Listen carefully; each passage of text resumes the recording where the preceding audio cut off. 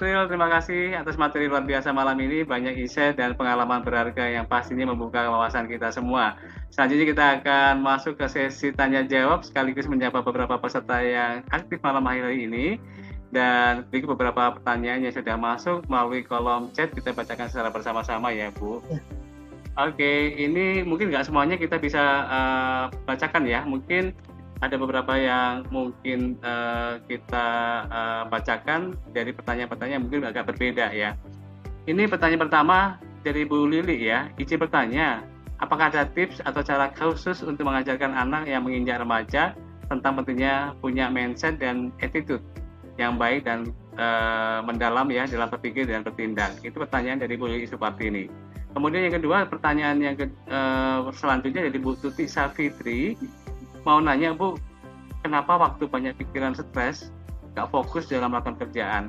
Saya kan, mohon maaf nih ya, kalau kata-katanya ini mungkin pekerja dalam sehari-hari Bu ya, kerjaannya salah, gak sesuai ekspektasi. Yang kedua, apakah kurang tidur itu mempengaruhi kerja yang gak fokus? Ini mungkin dua pertanyaan dulu yang bisa kita jawab dulu ya, Bu Astel. Singkat, monggo. Oke, tadi yang pertama adalah Pak Lili. Tips tips untuk anak yang remaja. Jadi mengubah mindset anak ya. Mindset dan attitude-nya. Ya. Boleh diulang pertanyaannya Pak. Jadi tips. Jadi pertanyaan beliau ini adalah bagaimana kalau seandainya mengajarkan kepada anak yang menginjak remaja pentingnya punya mindset dan attitude. Bagaimana cara mengajarkan anak yang menginjak remaja? Nah, sebelum sampai pada jawaban bagaimana cara mengajarkan anak, saya ingin tahu dulu dari Ibu Lilik nih, anaknya ini sendiri sehari-hari itu ngapain? Maksudnya dalam artian gini, sehari-hari itu attitude-nya seperti apa dan mindset-nya dia seperti apa? Dari situ baru kita bisa track gimana caranya kita menjaga mindset dan attitude anak sendiri. Iya, ini saya ini kan sebagai pengasuh ya Bu ya. Sebagai pengasuh itu kan anak-anak yang remaja nih yang sejaga anak perempuan itu orangnya lebih terbuka sih Bu, terbuka dan juga lebih happening gitu, suka happening gitu, dan dia juga suka belajar gitu, belajar sesuatu hal yang baik. Jadi kalau saya ngomong sesuatu tuh dia dengar gitu loh. Terus jadi anaknya anak tersebut itu memang dia lebih jadi kalau saya saranin begitu tuh dia dengar gitu loh Bu. Jadi saya pengen gitu kan, kalau andai kata saya sendiri punya anak gitu kan, kalau anak saya seperti mereka terus dia tumbuh besar supaya tidak terpengaruh dengan adanya lingkungan dan budaya di luar yang tidak benar gitu kan, supaya anak itu bisa bertumbuh dengan lebih baik, yang punya attitude dan punya karakter yang baik gitu loh Bu. Jadi dia tuh punya pemikiran dengan bertumbuhnya umur itu bisa lebih punya jadi selaras antara pendewasaan dan perkembangan si anak itu gitu loh Bu. Sebenarnya gini ya, kalau untuk tipsnya sebenarnya adalah paling gampang jadikan anak itu sebagai teman. Dalam teman gini, dia itu ketika beranjak dewasa kan ada yang momen dia trouble ya, maksudnya jadi anak itu kayak rebel lah gitu kan ya, yang ada yang anak yang rebel, maunya karep sini. Tapi kita jadi dia teman, dalam artian teman tuh dalam artian gini, kita harus cari tahu nih dia itu sebenarnya maunya apa sih. Ketika kita cari tahu maunya dia apa, dari situ baru kita track tuh. Oh misalnya nih contoh, saya mau jadi orang yang misal mau orang yang pekerja keras, pekerja yang sukses. Nah kita berikan contoh itu sebagai seorang pekerja yang sukses. Kita berikan dengan alasan dan juga contoh-contoh yang real dan realita, logika lah gitu. Nanti dengan sendirinya karena kita sudah menjadikan dia sebagai teman, otomatis kita akan menjadi contoh buat dia kehidupan dia yang mendatang. Jadi kalau misalnya kita menjadikan dia sebagai teman, apapun yang dilakukan sama kita, karena dia sudah menganggap kita percaya dan sebagai teman, ya dia akan mengikuti kita. Jadi kalau tipsnya seperti apa adalah kita menjadikan dia sebagai teman. Karena banyak zaman sekarang itu terutama orang tua ya, tidak menjadikan anaknya sebagai teman, tapi menjadikan anaknya dalam tanda kutip sebagai bonekanya dia atau sebagai penyembuh masa lalunya dia. Misal ketika dia masa lalu, dia orang tuanya sering banget dibully. Nah dia ketika udah dewasa dia bawa itu, dia nggak mau sampai anaknya dibully. akhirnya bukan menjadi teman bagi anak itu sendiri, tapi orang tua malah menjadikan dia sebagai dalam tanda kutip bonekanya dia supaya dia sembuh dari namanya pembulian itu sendiri. Jadi tipsnya adalah jadikan anak itu sebagai teman ya, kita bilang dalam teman. Jadi teman itu dalam teman, bukan teman yang kayak kita ketika dia susah kita tinggalin, ketika dia nggak susah kita deketin, enggak, tapi benar-benar sebagai teman cerita. Anak itu maunya apa, dengerin apa maunya dia, terus sebisa mungkin contohin yang terbaik dari perlakuan, terus juga perkataan, bahkan sampai attitude pun itu juga kita contohkan yang baik juga. Karena dengan kita mencontohkan yang baik, karena udah dengan teman itu sendiri, dia akan mengikuti kita. Intinya seperti itu sih. Ya, betul. Ada namanya rasa respect. Ketika udah menjadi teman, namanya rasa respect. Baik, Dijawab semoga bisa terjawab ya Bu Lili ya. Iya. Oke. Baik, Serahkan, kita maju ke pertanyaan yang kedua. Kita hanya butuh waktu 5 menit lagi tambahan waktunya. Ini yang kedua dari Bu Tuti Savitri ya tadi ya. Intinya adalah kenapa pada saat kita pikirannya stres, nggak fokus dalam pekerjaan selalu salah aja gitu ya. Nggak fokus kepada hasil kerja yang baik. Jadi ini apakah karena kurang tidur atau mempengaruhi kerja yang nggak fokus tersebut ya? Mungkin Mbak Tuti kalau kita lagi malam. Oh iya, maaf. Lanjut Pak. Maaf, saya potong. Iya, sepertinya Mbak Tuti ini tidurnya selalu malam ya. Mungkin ini menjadi faktor utama sehingga ini menjadi kurang fokus dan berakibat kepada stres yang meningkat dan pikirannya yang terlalu banyak dipikirin gitu ya. Oke, mungkin bisa dijawab. Kalau misalnya nggak fokus gitu kan, apakah karena kurang tidur, apa karena pikiran? Jawabannya iya. Karena ketika nggak fokus tuh banyak faktor loh sebenarnya. Bisa karena kurang tidur, bisa juga karena lagi banyak masalah, bisa juga karena dalam tanda kutip pemikiran rasa kayak ketidakmampuan akan sesuatu. Akhirnya karena merasa ketidakmampuan itu sendiri, dia ngerasa bahwa aku nih nggak mampu nih kayaknya. Akhirnya mulai tuh pikirannya membikin akar pohon sendiri, bikin brainstorming sendiri. Kayaknya begini, kayaknya begitu, kayaknya begini, kayaknya begitu. Akhirnya karena akar itu sendiri menjadikan nggak fokus. Sebenarnya bukan karena serta-merta karena kurang tidur. Karena ada juga orang yang kurang tidur tapi dia masih bisa terfokus. Karena apa? Karena dia membebaskan namanya pikiran berlebih dan juga ekspektasi yang berlebih. Jadi kalau tanya kenapa nggak bisa fokus, salah satunya adalah karena memiliki ekspektasi yang berlebih. Betul. Bukan serta-merta sepertinya Mbak Tuti Savitri ini kalau mau tidur selalu mikirin sesuatu hal yang selalu dipikirin gitu ya, sehingga pola tidurnya jadi terganggu, istirahatnya jadi kurang juga gitu ya. Ya, betul sekali. Iya, jadi itu ya. Otaknya tetap aktif ketika saat masih tidur. Padahal seharusnya otaknya itu tidak dibolehkan aktif ketika tidur. Jadi harus benar-benar mengafirmasikan diri sendiri bahwa saatnya untuk istirahat, besok harus fokus, saatnya untuk istirahat. Jadi mau kurang tidur apa nggak kurang tidur, karena udah teriset mindset bahwa besok tuh harus fokus, walaupun kurang tidur akan jadi terfokus karena otaknya udah istirahat. Kan kita bukan mesin, kita kan manusia yang butuh namanya untuk istirahat kan. Betul sekali. Baik, semoga terjawab ya Mbak Tuti Savitri ya, apa yang menjadi kendalanya sehingga pada saat ini gagal fokus ya pada saat bekerja. Oke, kemudian ini berlanjut ke Ibu Kasana. Semangat pagi, bagaimana supaya bisa ngontrol ego?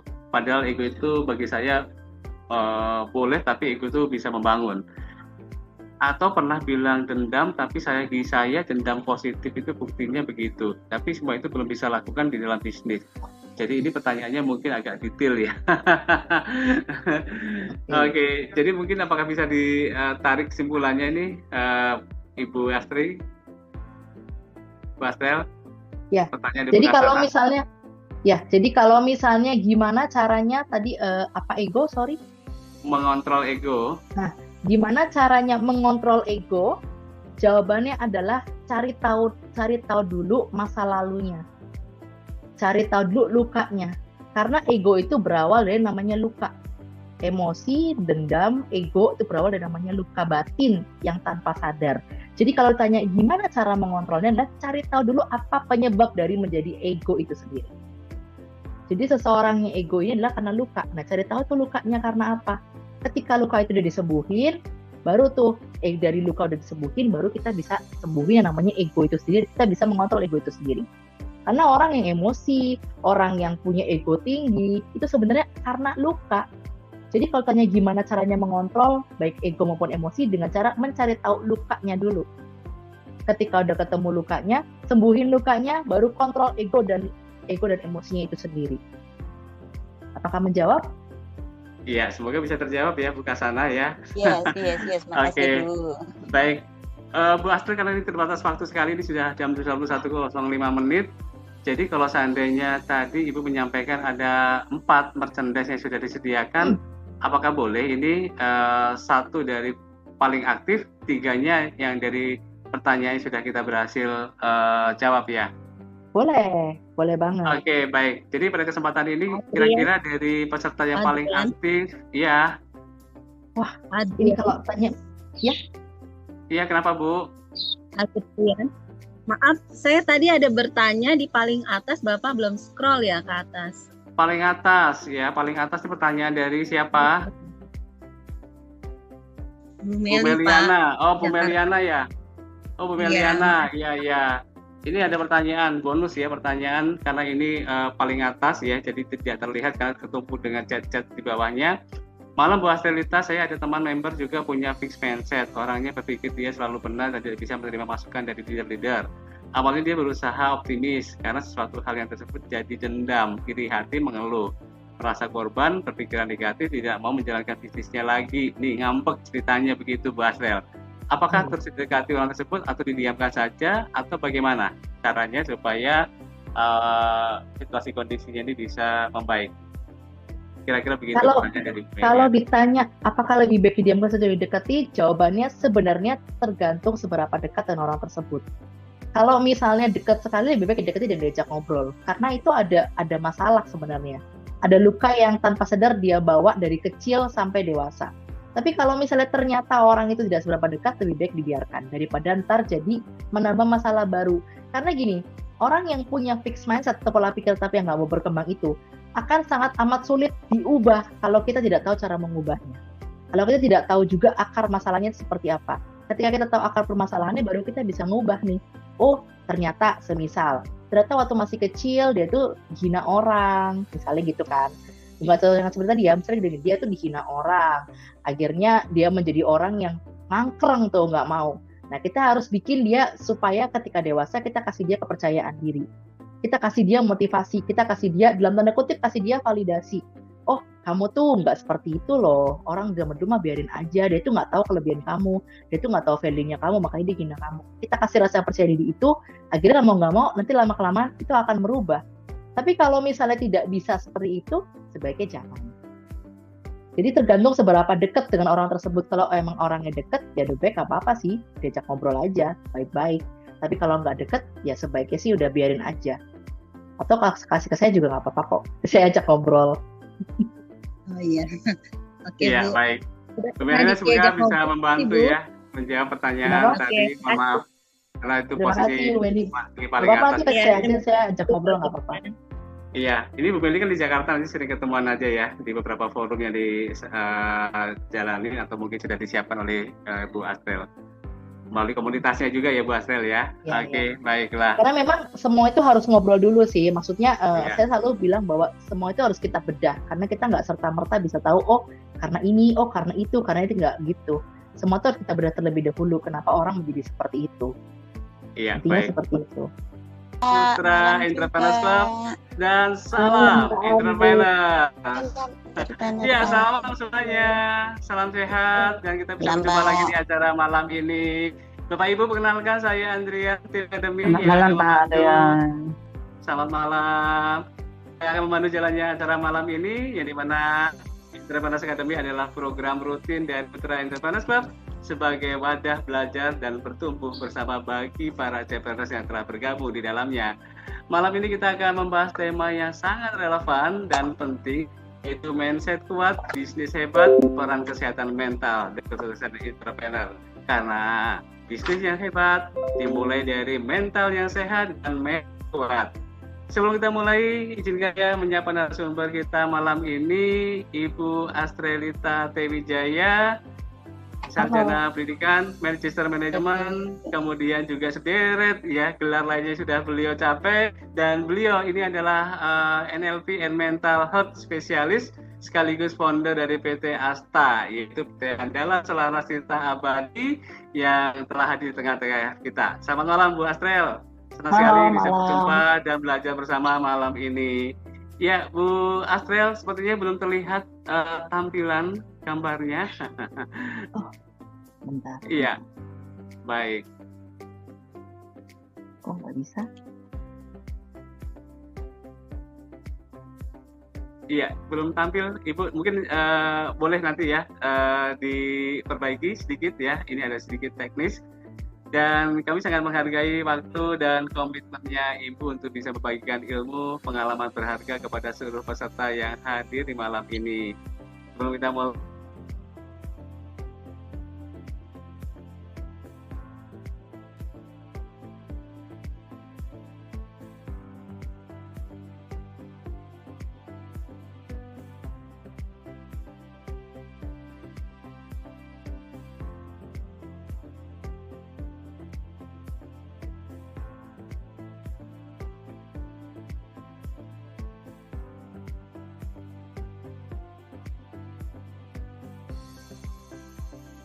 simak bersama pemaparan dari narasumber kita malam ini.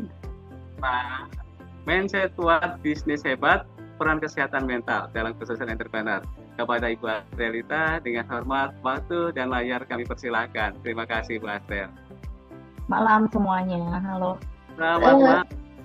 Screen-nya, PPT-nya keluar nggak ya? Ini sudah tampil Bu, mungkin tinggal di up Tunggu, ya, di mana sini sudah ya. keluar sebenarnya. Oke, Nah, belum tampil. Ini masih Kok saya jadi penasaran. Sebentar. Maaf ya. baik, silakan Bu, dipersiapkan. Ini sudah kelihatan progres. Yes, sudah tampil Bu Astrel. Udah ya, saya pakai ini aja deh. Iya, Udah saya siapin. baik. Kok nggak nongol? Ini di tampilan layar sudah kelihatan Bu. Nongol ininya nggak? Kok di saya nggak nongol ya? Ini sudah tampil, tapi belum full screen. Belum full screen. Oke, atau mungkin saya bantu ya Bu, melalui dari kami untuk penayangan materinya. Nah, nongol nggak? Sudah Bu, sudah. Oke, sudah tampil. Kita coba. Bisa ya? Nongol ya? Sudah tampil, kelihatan dengan baik. Sebelumnya, selamat malam semuanya. Saya panggilnya Bapak Ibu. Semua terima kasih untuk Pak Andrian juga yang sudah memberi kesempatan hari ini kembali untuk bisa Malam juga sharing. Di sini banyak banget ya. Yang paling jauh dari mana ini mungkin boleh ngobrol sebentar nih. Ini banyak banget nih dan kayaknya banyak yang nggak on cam juga. Oke, baiklah. Tak kenal maka sayang, maka dipersilakan juga untuk semuanya bisa on cam. Aktivitas. Oh, masih aktivitas. Ada yang ya? beraktivitas, ada juga yang masih santai, agak leyeh-leyeh, boleh. Ya, Ini ada buka sana, sudah menikmati acara. Bu Trisna, Bu Trisna juga sudah hadir. Ini Bu Trisna di mana? Di Surabaya, Pak. Oh, sekarang ada di Surabaya ya. Ini singgah saja di Surabaya. Sebenarnya mereka dari Medan, Bu. Keren. Sudah bertiga bentar. Ada Bu Yulewati, mungkin sudah kenal, beliau. Sudah. Kayaknya Bu Sudah Yulewati mengenal. yang waktu itu datang ke kunjungan inspirasi, bukan ya? Betul sekali. Oke. Bu Yulewati juga bertemu lagi sudah kita di menjawab sini, Bu. ya. Kemudian kita juga sapa yang sudah hadir ini ada Pak Edwin ya. Pak Edwin ini dari Semarang, Bu. Oh, dari Kemudian Semarang. Iya, kemudian Pencet ada yang dari Hong Kong loh ini. benar, Wah, luar ini ya. biasa. Kalau kita bisa lihat Yang ini dari Hong para Kong. peserta Hong Kong. Jauh-jauh ya. Jauh-jauh menimba ilmu. sekali. Menimba Ibu ilmu. Ani Upik ya? Aini Upi. Aini Ya, Upik. baik. Oke. Ibu Aini Upi. Kemudian juga ada ini Big Boss-nya, ada Bu Joplo. Oh, Sebagai salah satu halo. leader yang ada di sana. Selamat malam Bu Joplo. Selamat malam Ibu. Iya, sebenarnya Bu Jumlah juga sedang beraktivitas di samping tugas negara, makanya bisik-bisik pelan-pelan. Masih tugas negara. Oke, baiklah. Normal. Oh ya. Mungkin yang masih pada beraktivitas, selamat beraktivitas, nggak apa-apa. Saya ucapkan terima kasih karena mau menyimak juga, mau mendengarkan dari awal ya. Semoga sampai akhir juga, walaupun sambil beraktivitas. Oke. Jadi boleh saya mulai aja langsung ya. Silakan, Ibu Maaf tadi Astrel. ada sedikit kendala ya. Jadi hari ini kita mau membahas tentang mindset kuat bisnis hebat sesuai dengan judulnya peran kesehatan mental dalam kesuksesan entrepreneur ya. Sebelumnya mungkin belum banyak yang kenal sama saya, mungkin dari yang nonton ini baru beberapa yang mengenal sama saya. Salah satunya adalah Bu Yuliawati yang sering bertemu sama saya ketika kunjungan inspirasi dari Billionaire Mindset ya. Nah, tak kenal maka tak sayang ya. Jadi kita kenalan dulu. Wah, ini Saya kenal Bu, soalnya baru. Sama. kenapa? Saya kenal karena namanya sama. Oh iya, kalau saya Trisnawati, kalau Ibu Trisna Rawis ya. Iya Bu, boleh. Nanti mungkin kita diagendakan untuk kita ngopi bareng-bareng ya Bu. Jadi kalau dipanggil lagi pesan makan gitu kan, Bu Trisna, kita nengok sama-sama ya, terus kita bikin konten. Jadi ya seru banget tuh ya. Oke, jadi kenalkan dulu, nama saya adalah Astrel Trisnawati Wijaya. Saya sering dipanggil ada Astrel atau ada juga yang memanggil saya sebagai Lita. Dan terkadang ada juga seperti yang memanggil saya sebagai Trisna ya, walaupun sangat amat jarang. Tapi banyak yang panggil saya adalah Astrel. Saya itu punya 2 gelar ya. Gelar yang pertama itu adalah dari sarjana pendidikan dengan jurusan psikologi linguistik. Lalu yang kedua adalah dari magister manajemen. Jadi jurusannya marketing manajemen. Jadi saya ada S1 dan juga ada S2. Dan saya itu dikenal sebagai mental health influencer dan juga spesialis yang jadi berhubungan dengan mental orang ya. Jadi kalau misalnya ada yang punya masalah mungkin boleh sharing-sharing, curhat-curhat aja, nggak ada masalah ya. Tapi saya terawang di sini semuanya hari ini happy banget loh, ya kan? Kalau ada Bu Astrel sebentar, kalau ada yang curhat ini masalahnya ke Bu Astrel loh, numpuk semua di situ. Oh iya betul. Asal jangan tiba-tiba masalahnya ke jam 100 ya. Jadi beda nanti urusannya ya. Ya terus saya seorang NLP praktisi. Dan saya adalah juga author and creator. Saya tuh banyak, kalau mungkin beberapa orang banyak yang tahu Instagram saya seorang content creator, suka bikin quotes, suka bikin afirmasi, dan saya juga sedang membuat buku. Sebenarnya bukunya belum launching, tapi beberapa orang mungkin sudah dapat bukunya. Nanti saya akan kasih tahu. Dan saya juga MC promotional event. Jadi kalau misalnya ada yang mau bikin event dan butuh MC, boleh kontak-kontak saya juga nggak apa-apa. Ya, side job-nya begitulah ya. Asik. Terus saya juga founder dari PT Andalan Selaras Tirta Abadi tadi yang disebutkan oleh Pak Andrian. Mungkin ini kalau ditanya sedikit agak berbeda sebenarnya antara usaha dari Andalan Selaras Tirta Abadi dengan yang saya kerjakan ini. Kalau Andalan Selaras Tirta Abadi itu adalah sebenarnya bagian dari sanitari. Jadi saya punya usaha yang berhubungan dengan sanitari, plumbing, dan juga spare part alat berat. Mungkin kalau misalnya kayak kita bikin rumah, kita butuh banget yang namanya perlengkapan-perlengkapannya kan. Kayak misalnya ada wastafelnya, terus juga ada kerannya, ada sambungan-sambungan pipanya. Dan kalau misalnya mungkin ada beberapa di sini yang main dalam tambang, saya juga akan menyediakan seperti kayak kuku bucket. Kalau kita lihat di jalanan sekarang kan kayak banyak banget yang namanya dalam tanda kutip lagi diobrak-abrik ya demi kebaikan jalan gitu kan ya. Yeah. Nah itu saya bisa menyediakan alatnya itu, jadi spare part alat beratnya itu sendiri. Nah saya itu punya sertifikasi, beberapa diantaranya adalah Certified Counseling, Coaching and Therapy. Jadi saya banyak menanganin orang yang berhubungan dengan mental. Dari konseling, lalu saya bedah dari coaching one-on-one sampai akhirnya jadi terapi healer. Dan saya juga punya sertifikasi mikro ekspresi dan juga body language. Jadi kalau misalnya lihat beberapa orang hari ini kayaknya moodnya lagi nggak karu-karuan ya, nah itu bisa saya terawang. Ini nggak karuannya karena apa ya? Jadi bisa terlihat sekilas. Gitu. Silakan diterawang sedikit aja permasalahan-permasalahan yang ada di member-member CEC. Wah ini kalau saya terawang banyak enggak. Tapi saya bukan cenayang atau bukan dukun ya Pak itu. Kebuka nanti Pak. Jadi mungkin di sini bisa dikondisikan ekspresinya terlebih dahulu ya supaya nggak saya pawang bahwa kayaknya lagi ada masalah nih sama keluarga ya. Bercanda. Karena tentunya bukan senayang ya by the way. Terus saya itu dari saya bilang saya sebagai teman curhat dan juga sebagai healer. Jadi banyak klien-klien saya yang saya tangani dari mereka mulai cerita, konseling, coaching, sampai ke terapi. Terapi itu adalah ketika dia memang mau sembuh atau mau pulih ya dengan yang namanya luka ya, either luka lama atau luka yang pada saat sekarang ini. Nah, seperti itu. Terus saya juga adalah member dari Asosiasi Influencer Indonesia atau biasa yang disebut sebagai AII. Nah, belum lama saya dapat winner gitu kan, menang sebagai Most Inspiring Woman Entrepreneur dan Content Creator in Lifestyle and Mental Health Influence Winner 2025. Tepuk tangannya dong, mana tepuk tangannya? Terima kasih.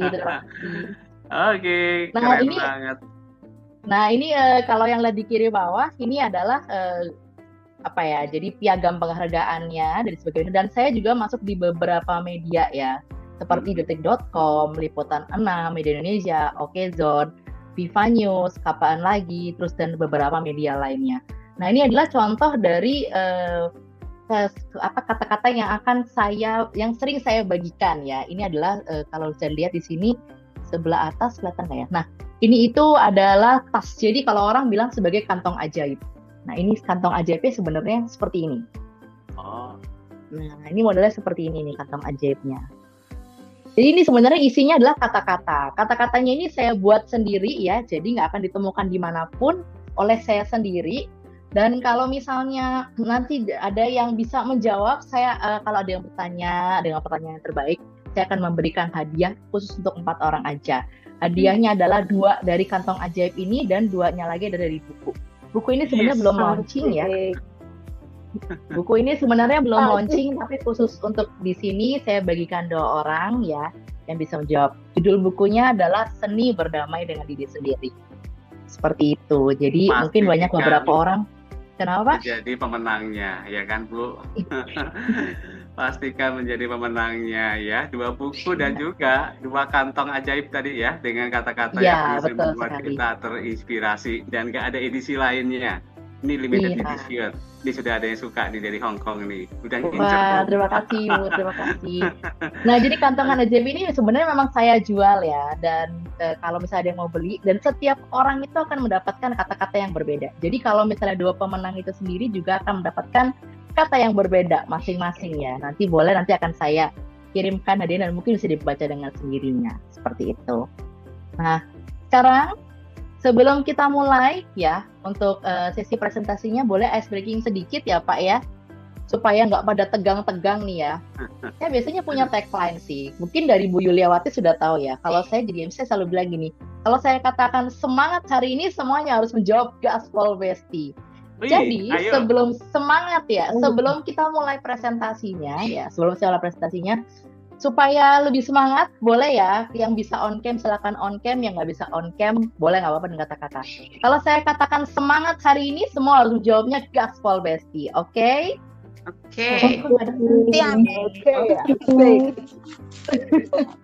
Oke, semangat hari ini. Gaspol besti. Satu kali lagi dong. Semangat hari ini. Gaspol besti. Ini sebenarnya sudah pada makan malam atau belum sih? Kok kayaknya kurang sepakat ya? Saya baru mau menerawang loh ini. Ini ada yang kelaparan, kayaknya masih ada yang belum makan, ada yang sambil makan ya. Sebelahan majikan Bu, sebelahan majikan maaf. Oke, ya, nggak apa-apa Bu. Kita bercanda happy ya. Kali ini tuh presentasinya cukup sersan ya, serius tapi santai ya. Jadi boleh ya, semangat hari ini yang bisa jawab aja. Gaspol besti.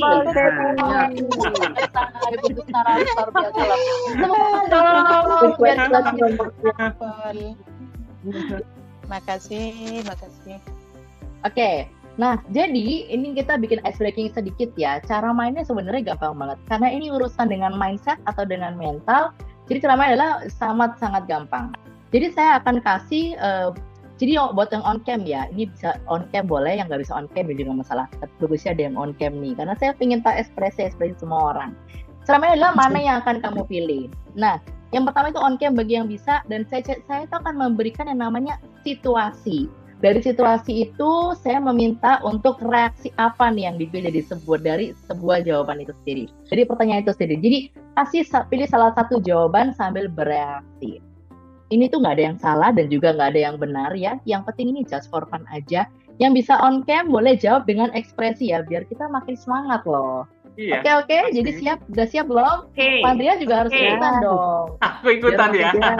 Boleh. Iya dong, harus ikutan juga dong Pak. Aku ikutan ya. Padahal saya mau mengawasi loh ini sebenarnya tadi. Ternyata saya peserta juga. Boleh lah ya. Oke, baiklah. Boleh. Nah, jadi saya ada 3 adegan. Karena waktunya terbatas, jadi saya kasih 3 adegan aja. Adegan yang pertama adalah begini.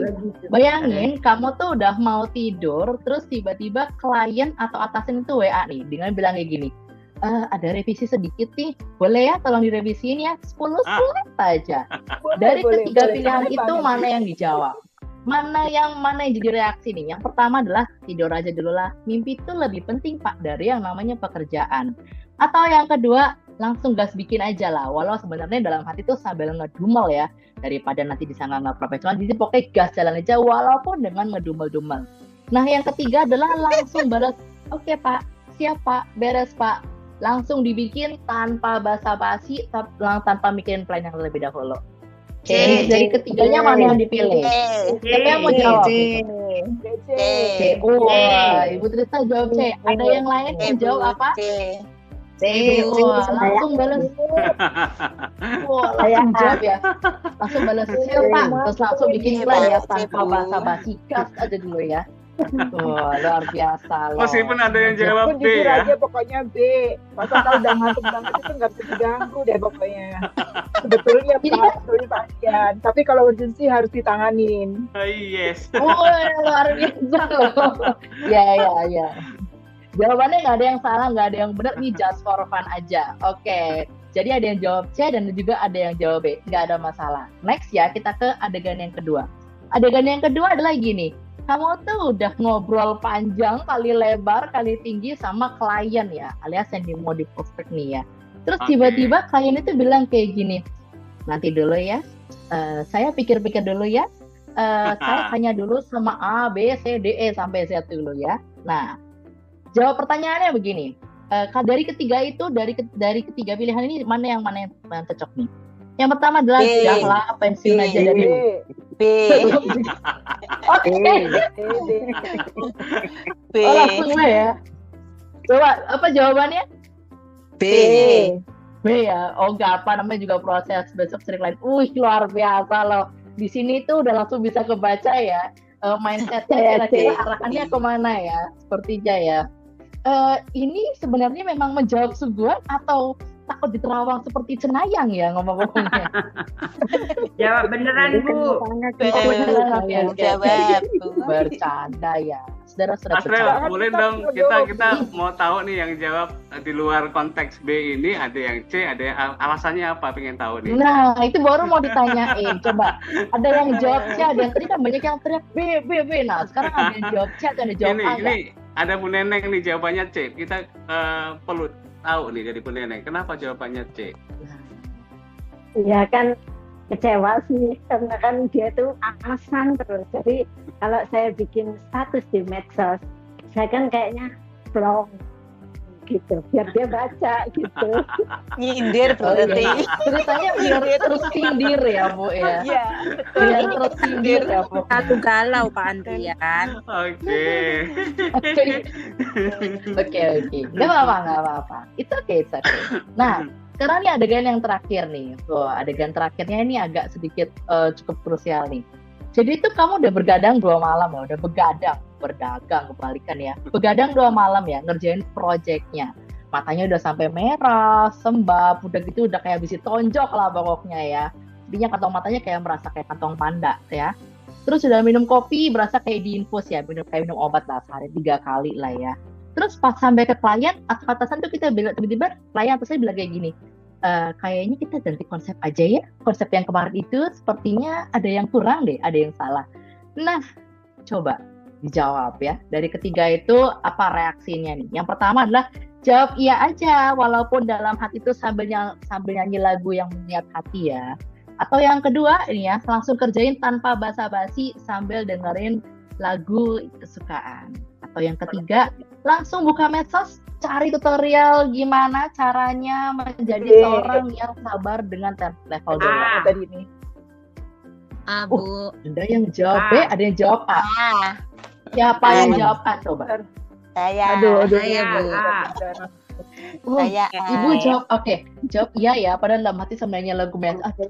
Kok kasihan sekali sampai galau gitu ya? Enggak. Terus yang jawab tadi apa yang satunya lagi? Ada yang semua menjawab A ya berarti ya? Nggak ada yang jawab B, nggak ada yang jawab C. Ada yang B. Jawab lain. Oh, ada yang jawab B, langsung kelihatan basa-basi sambil dengan lagu kesukaan. Nah, ngomongin lagu kesukaan nih, yang jawab B ini lagu kesukaannya apa ya? Ya, kesukaannya yang melo-melo, Bu. Lagunya lagu sendiri. Lagu sedih ya. Bukannya Biar kemarin makin bilangnya gampang keromong. Bang Robo ya. Biar semakin meyakini sekali ya gitu ya. Biar makin menjiwai. Selamat gitu ya. malam Ibu Andrian, maaf telat. Jadi pertanyaannya apa? Saya tidak tahu karena makan. It's okay, Bu. Halo, selamat malam. Yang baru gabung Ibu Rina ya. Halo Ibu Rina, selamat malam. Terima kasih sudah bergabung. Nggak apa-apa. Ini kalau misalnya yang lagi makan soalnya. Oh iya, nggak apa-apa. Baru selesai. Makan apa malam ini, Bu? Nikmat sekali loh. Aduh, biasa Bu. Ada sayur lah, ikan, tapi semuanya beli. Nggak apa-apa, Bu. Beli atau bikin sendiri kan yang penting makan judulnya kan ya. Iya, betul sekali. Nah, oke, karena Ibu Rina baru masuk, coba Bu Rina. Lanjut, enggak. Karena Bu Rina baru masuk nih, saya kasih adegan yang terakhir nih, adegan ketiga. Jadi Bu Rina ini sudah begadang 2 malam ngerjain project, mata tuh udah sembab sampai udah kayak abis ditonjok, intinya kayak matanya kayak mata kantong panda ya. Terus udah gitu minum kopi ya, udah kayak diinfus ya sehari 3 kali atau kayak obat. Tapi pas sampai klien atau sampai atasan dijawab kayak gini, kita kayaknya ganti projectnya aja ya, ganti konsepnya aja ya. Konsep kemarin tuh agak kurang deh. Nah, kalau dari Bu Rina menjawab mana tuh dari 3 yang saya paparkan di depan ini? Bu Rina? Halo. Siap. Saya jawab B, Bu.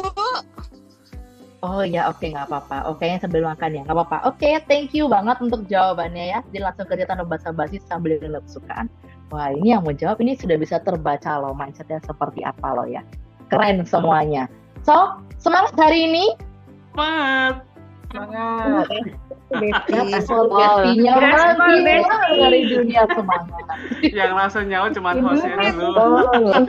Ini kalau ketemu langsung pasti rame banget nih pokoknya. Yes.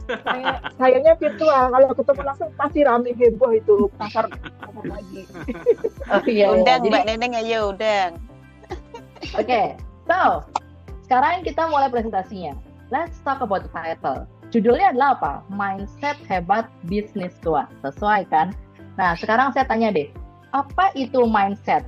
Nah, menurut yang di sini siapa yang bisa jawab? Apa itu mindset? Pola pikir. Oke. Ada lagi yang mau jawab mungkin yang lain? Mindset. Cara Tadi Bu berpikir. Yati udah jawab, Ibu Kasana udah jawab. Ada lagi yang mau jawab yang lain? Pola pikir. Yang lain ada lagi? Sama kayaknya Ibu. Pola pikir, oke, nggak masalah. Terima kasih untuk yang sudah menjawab ya. Jadi mindset itu adalah menurut Profesor Carol S. Dweck, seorang psikolog dari Stanford University dan penulis buku Mindset yang berjudul adalah Mindset: The New Psychology of Success. Mindset itu adalah keyakinan atau belief yang dimiliki oleh seseorang, di mana keyakinan itu mempengaruhi yang namanya cara berpikir, yes, pola pikir, cara berperilaku, dan juga cara merespon sesuatu atau merespon namanya tantangan ya. Kalau dalam bisnis itu kan berarti kan banyak yang namanya tantangan ya. Either tantangan itu kerikil tajam atau kerikil yang kecil-kecil doang gitu. Jadi mindset itu adalah sebenarnya fondasi utama dari yang namanya sebuah kesuksesan dalam menjalani hidup atau menjalani bisnis ya. Kalau kita bahas dengan bisnis. Nah, terus jenis mindset sebenarnya banyak banget. Nah, kita bahas jenis mindset ya. Jenis mindset itu sebenarnya banyak banget. Mungkin ada lebih dari 10, tapi saya mau bahas sekitar 8 aja ya. Yang paling benar-benar banyak orang sering kelihatan lah dari kehidupan nyatanya. Yang pertama adalah fixed mindset, yaitu adalah pola pikir tetap. Terus yang kedua adalah growth mindset, pola pikir bertumbuh. Lalu ada abundance mindset, pola pikir berkelimpahan. Lalu ada scarcity mindset, pola pikir serba kekurangan, jadi berasa kekurangan. Ada positive mindset, nah tadi ini yang menjawab pertanyaan di depan tuh berawal, itu bisa kebaca loh, berarti mindsetnya benar-benar positif banget loh. Nah, ada negative mindset, ada positif, berarti ada kebalikannya yaitu negative mindset. Nah, ada victim mindset, jadi berperilaku sebagai korban, seolah jadi korban. Nanti akan ada contohnya nih. Terus ada creator mindset, pola pikir sebagai pencipta. Nah, ini semua akan saya bahas secara singkat aja ya, untuk seperti tahu aja. Yang pertama adalah fixed mindset, pola pikir tetap. Jadi pola pikir tetap itu adalah orang tuh meyakini gini, bahwa yang namanya kemampuan, bakat, dan juga kecerdasan adalah bawaan dari lahir.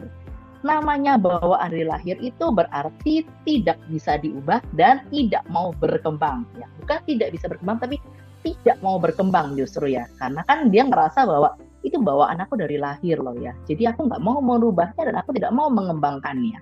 Nah, si fixed mindset ini punya cirinya apa aja sih? Yang pertama adalah orangnya itu gampang banget menyerah. Jadi sering banget ngasih bendera putih. Mungkin ada di sini teman-teman dari ibu sekalian atau bapak di sini yang punya teman gampang banget yang namanya menyerah. Susah diubah atau kita bilang adalah orangnya kepala ya. Terus yang kedua orangnya anti kritik. Nah, karena namanya pola pikirnya tetap berarti dia tidak menerima yang namanya kritikan ya. Tidak menerima yang namanya kritikan. Orangnya anti kritik. Terus juga dia menghindari yang namanya tantangan. Jadi kalau ada tantangan sedikit ya, walaupun itu sebenarnya kecil, yang sebenarnya orang lain itu sebenarnya bisa lakukan atau bisa selesaikan. Tapi karena dia mempunyai pola pikir tetap ala fixed mindset itu, dia tidak mau menemui tantangan itu. Kalau bisa dia menghindar, pergi. Kalau bisa seperti itu, kenapa dia harus datengin tantangan itu? Nah, terus ya, contohnya. Nah, contohnya adalah tidak mau belajar hal baru dengan 1000 macam alasan. Contoh kalau di kantor nih ya, misalnya pernah nggak ketemu orang yang misalnya orangnya sudah berumur, ditempatkan di posisi yang sebenarnya dengan kalangan anak muda atau gen zaman sekarang seperti Gen Z. Sebenarnya udah ada teknologinya nih, udah ada caranya semua nih sampai lengkap. Ini loh, kamu tinggal pelajarin aja Pak atau Bu. Tapi dia nggak mau belajar, dia nggak mau ngerti banget. Karena apa ya? Karena pola pikir yang angkerengnya itu. Jadi dia punya 1000 macam alasan. Padahal sudah ada teknologinya, tapi dia nggak mau belajar. Atau contoh yang lain adalah pernah mencoba presentasi. Jadi di awal tuh dia merasa bahwa dia dari lahir orangnya introvert, ya nggak bisa yang namanya present. Terus dipaksa dengan namanya keadaan di pekerjaan. Akhirnya dia presentasi. Terus ketika presentasi kok gagal ya? Karena dia punya pola pikir yang tetap, yang tidak mau berkembang itu. Akhirnya dia ngerasa, aku udah gagal nih sekali, udahlah aku nggak mau coba lagi. Karena aku yakin next bakal gagal lagi. Nah, itu adalah fixed mindset. Coba sebelum saya lanjut, ada nggak di sini yang punya teman-teman seperti itu? Fixed mindset. Ada Bu. Banyak ya. Oke. Nah, next-nya adalah growth mindset. Itu kebalikan dari fixed mindset. Jadi growth mindset adalah orang yang mau bertumbuh, pola pikir bertumbuh. Dia tuh ngerasa bahwa kemampuan, bakat, dan kecerdasan itu bisa dikembangkan, bisa dielaborasi lebih dalam, lebih jauh lagi. Lewat apa? Lewat proses usaha, belajar, dan juga lewat pengalaman. Orang yang punya growth mindset itu, punya ciri itu adalah apa? Tidak takut yang namanya gagal. Jadi kalau dia sudah gagal, ya udah, dia akan coba lagi. Dia akan coba. Namanya dia akan punya pola pikir bertumbuh dan berkembang menjadi lebih baik. Berarti dia tidak takut sama yang namanya kegagalan. Karena buat dia gagal itu adalah proses untuk belajar. Nah, yang kedua adalah orangnya mau belajar ya. Namanya dia punya pola pikir mau bertumbuh, menjadi lebih berkembang lebih baik, dia mau belajar. belajar menjadi orang yang lebih baik atau belajar menjadi sesuatu yang lebih baik. Yang ketiga adalah menerima kritik dan masukan. Jadi kalau misalnya orang yang punya pola pikir bertumbuh, dia akan sangat amat senang menerima yang namanya kritik dan masukan. Karena buat dia kritik itu membangun, bukan malah menjatuhkan. Nah, contohnya adalah belajar jualan. Kalau kita lihat orang zaman sekarang, orang yang punya pola pikir bertumbuh itu adalah dia akan belajar, terus belajar dan belajar. Semisal dia nggak pernah jualan online. Tapi karena dia ngeliat, oh jualan online tuh kayaknya menyenangkan nih, akhirnya dia coba jualan online. Tapi ternyata sepi jualan online. Karena dia punya pola pikir yang bertumbuh, dia ngerasa bahwa ya udahlah, aku harus belajar jualan online. Siapa tahu dengan jualan online ini aku bisa berkembang. Walaupun orang luar sana bisa berkembang, tapi aku nggak terus berkembang karena aku mau belajar. Intinya dia mau belajar, terus belajar jualan. Walaupun jualan itu sepi dan nggak ada pembeli yang mampir. Terus yang kedua adalah menerima masukan dan juga kritik, ya. Menerima dengan bijak dan berusaha lebih baik lagi. Jadi kalau misalnya dia ada kritik dari orang lain, walaupun itu pedas sekalipun atau dia kerasa kritiknya itu kayaknya nyakitin hati, dia itu nerima dengan bijak, dia nerima dengan dewasa, dan dia berusaha untuk lebih baik lagi, dan dia ngerasa bahwa itu membangun untuk diri dia. Sudah paham? Oke, terus next yang ketiga. Yang ketiga adalah abundance mindset. Ini adalah pola pikir berkelimpahan. Pernah nggak ketemu sama orang yang ngerasa kayak gini? Kalau kita misalnya ditikung sama orang, gitu kan, ditikung sama orang yang merasa kayak, ya udahlah, nggak masalah lah, karena di dunia ini tuh luas banget gitu loh. Sekitar kita tuh luas banget, banyak yang namanya peluang, dan rezeki itu unlimited. It's okay. Kalau kita ditikung sama dia, ya berarti bukan rezeki kita. Jadi rezeki itu unlimited, kita nggak khawatir gitu sama yang namanya berkelimpahan. Itulah kita punya pola pikir abundance mindset itu sendiri, berkelimpahan. Karena dia ngerasa semua kita tuh banyak peluang, ya. Mau ditukung orang dari kanan, kiri, depan, belakang, nggak peduli. Karena buat kita yang punya abundance mindset adalah orang itu punya peluang. Setiap orang itu punya rezekinya masing-masing dan itu unlimited. Nah, cirinya adalah seperti apa? Tidak pernah yang namanya iri hati. Jadi dia tidak akan iri dengan kesuksesan orang lain. Karena dia ngerasa semuanya ada peluangnya, jadi dia nggak akan peduli sama kesuksesan orang lain. Dia nggak bakal iri hati. Nah, terus yang kedua adalah mau berbagi ilmu dan pengalaman. Jadi kalau misalnya gini, semisal orang ini biasanya dia membagikan ilmunya, pengalamannya sama orang-orang yang dalam tanda kutip toksik. Tapi karena dia punya abundance mindset, ya dia nggak peduli. Dia tetap akan bagiin tuh ilmu pengalamannya. Walaupun orang itu bisa menerimanya, dia suka sama dia atau nggak suka sama dia. Yang penting dia mau membagikan pengalaman itu. Nah, ciri yang ketiga adalah tidak bersaing secara toksik. Jadi kalau ada kita lihat orang-orang maunya bersaing, nah orang yang punya abundance mindset ini bersaingnya secara sehat, bukan secara toksik ya. Sikut-sikutan, terus main politik di kantor atau yang lain-lainnya ya. Nah, contohnya adalah apa? Contohnya adalah seorang pebisnis nih ya. Kita banyak banget kan, sekitar kita pasti ada nih ketemu yang namanya pebisnis. Pebisnis lama ataupun bisnis baru. Nah, biasanya orang yang punya abundance mindset ini karena dia punya ciri mau berbagi, baik ilmu maupun pengalaman, dia akan membagikan ilmu dan pengalaman itu sama orang yang punya bisnis baru.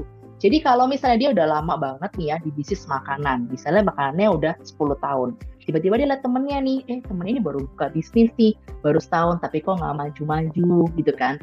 Dia akan mendukung temannya dan dia akan membagi ilmu pengalaman dia itu ke orang yang baru berbisnis ini. Karena tujuan dia adalah apa? Mau sama-sama sukses. Karena menurut dia rezeki udah ada yang ngatur. Jadi kalau aku berbagi ilmu sama dia, termasuk dalam tanda kutip mungkin berbagi resep, ya udah rezeki sudah ada yang ngatur. Rezeki kamu, rezeki aku. Nah, contoh yang lainnya lagi adalah mendukung orang lain secara sehat tanpa takut tersaingi. Seperti saya bilang kan ya. Karena namanya orang punya abundance mindset itu tidak akan yang namanya punya rasa takut untuk tersaingin.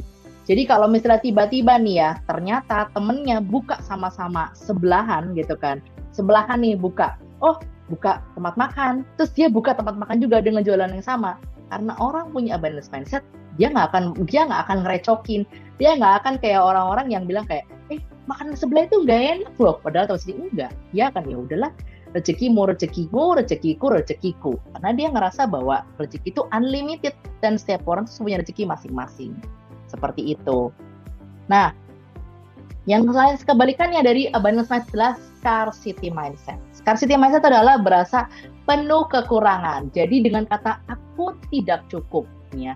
Jadi kalau misalnya ngerasa orang lain tuh sukses itu berarti namanya dia kehilangan kesempatan. Contoh yang paling gampang yang sering kita lihat adalah apa? Nanti saya akan kasih tahu nih ya. Kita kasih dulu ciri-cirinya. Jadi ciri-cirinya adalah scarcity mindset itu orangnya takut sama yang namanya kalah saing. Nah, kita mau bahas ya. Ingat nggak? Belum lama itu kan ada orang berbondong-bondong beli yang namanya Labubu. Iya, kan? benar.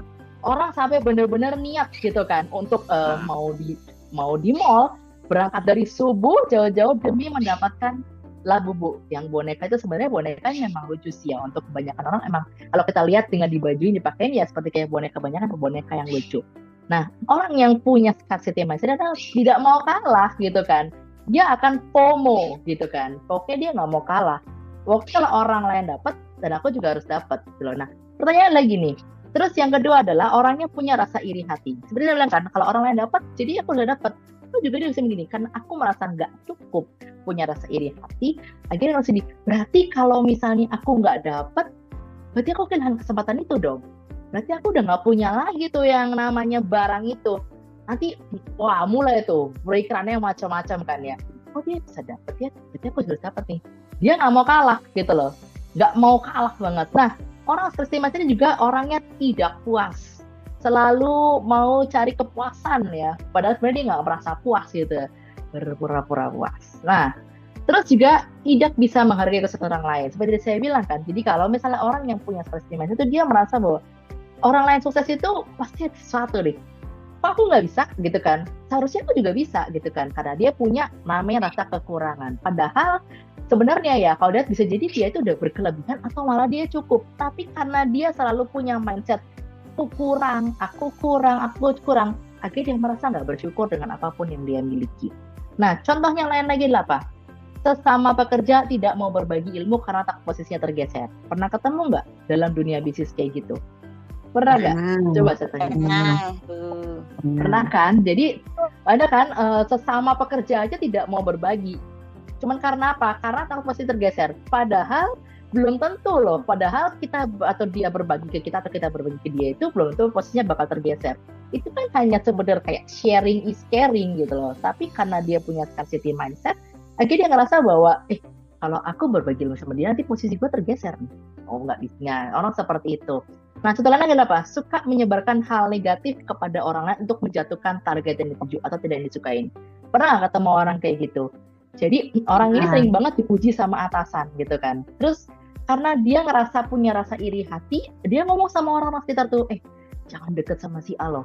Si A itu bisa jadi selingkuhan si bos loh. Si A itu bisa jadi simpenan si bos. Si A itu bisa jadi bla bla bla bla bla yang tiada. Pernah nggak ketemu kayak gitu? Nah, pernah ya. Berarti kok langsung ini banget ya. Langsung kayak semangat banget, pernah gitu kan ya. Sepertinya kayaknya pengalamannya cukup panjang ya. Ketemu orangnya juga banyak banget. Iya. Gak apa-apa. Emang banyak banget loh. Sekitar kita tuh mindset itu memang adalah pola pikir sebenarnya. Mindset harus benar-benar dijaga banget.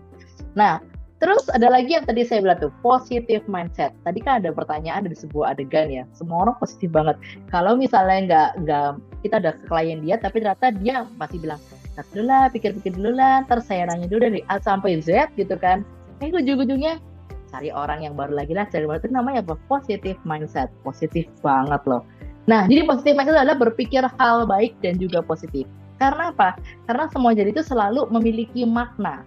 Orang yang punya pemikiran positif atau pola pikir positif itu dia ngerasa bahwa apa yang jadi dalam itu selalu memiliki makna, ya. Nah, cirinya adalah orangnya selalu bersyukur. Jadi always be grateful. Apapun yang jadi dalam hidupnya selalu bersyukur. Sekalipun terjadi dalam hidupnya itu adalah hal yang mengecewakan atau menyakitkan, dia tetap menerima dengan yang namanya rasa syukur atau penuh rasa syukur. Nah, next yang kedua adalah fokus sama yang namanya solusi, bukan fokus sama masalahnya. Jadi kalau orang yang punya positive mindset, itu dia akan fokus sama yang namanya solusi, bukan fokus sama masalah. Jadi kalau ada masalah, dia akan cari solusinya nih. Misalnya, contohnya nih, kita pergi ke luar kota gitu kan, tau-taunya ternyata keretanya delay. Keretanya ya pokoknya delay lah gitu kan. Pesawatnya delay gitu kan. Nah, karena kita punya positive mindset, kita ngerasa gini, oh mungkin kalau kita terus jalanin dengan yang nggak delay itu ada jadi sesuatu nih. Nah, mindset itulah yang harus dirubah. Jadi gitu. Nah, kita fokus dengan solusinya, kita cari solusinya. Gimana ya supaya ketika kita delay itu kita bisa menikmati delaynya dengan baik. Apa kita bertanya dengan baik-baik atau hal yang sebagainya. Nah, ciri yang lain adalah mampu mengelola emosi dengan baik dan juga dengan bijak. Namanya orang punya positive mindset, ketika ada orang yang marah-marah sama dia, gitu, kita nggak balas dengan emosi. Kita balas dengan, oh ya oke, gitu kan. Kita mencoba cari tahu, kenapa sih ini orang marah? Kenapa sih kok tiba-tiba dia teriak-teriak sama kita, kok tiba-tiba dia mungkin menekan kita. Nah, kita harus cari tahu tuh behind the scene dari kenapa orang ini marah, dan behind the scene dari kejadian di mana dia sehari itu kenapa dia bisa sampai posisi itu dia marah. Nah, habis ini paham? Atau ada yang bingung? Paham. Oke. Nah, contohnya adalah kehilangan pekerjaan. Nah, banyak kan akhir-akhir ini kita sering banget lihat berita tuh bahwa banyak orang kehilangan pekerjaan. Karena orang punya positive mindset, ketika dia kehilangan pekerjaan, dia nggak marah, dia nggak emosi, tapi dia mencari pekerjaan baru atau dia belajar hal baru untuk membuat supaya dia punya pekerjaan baru.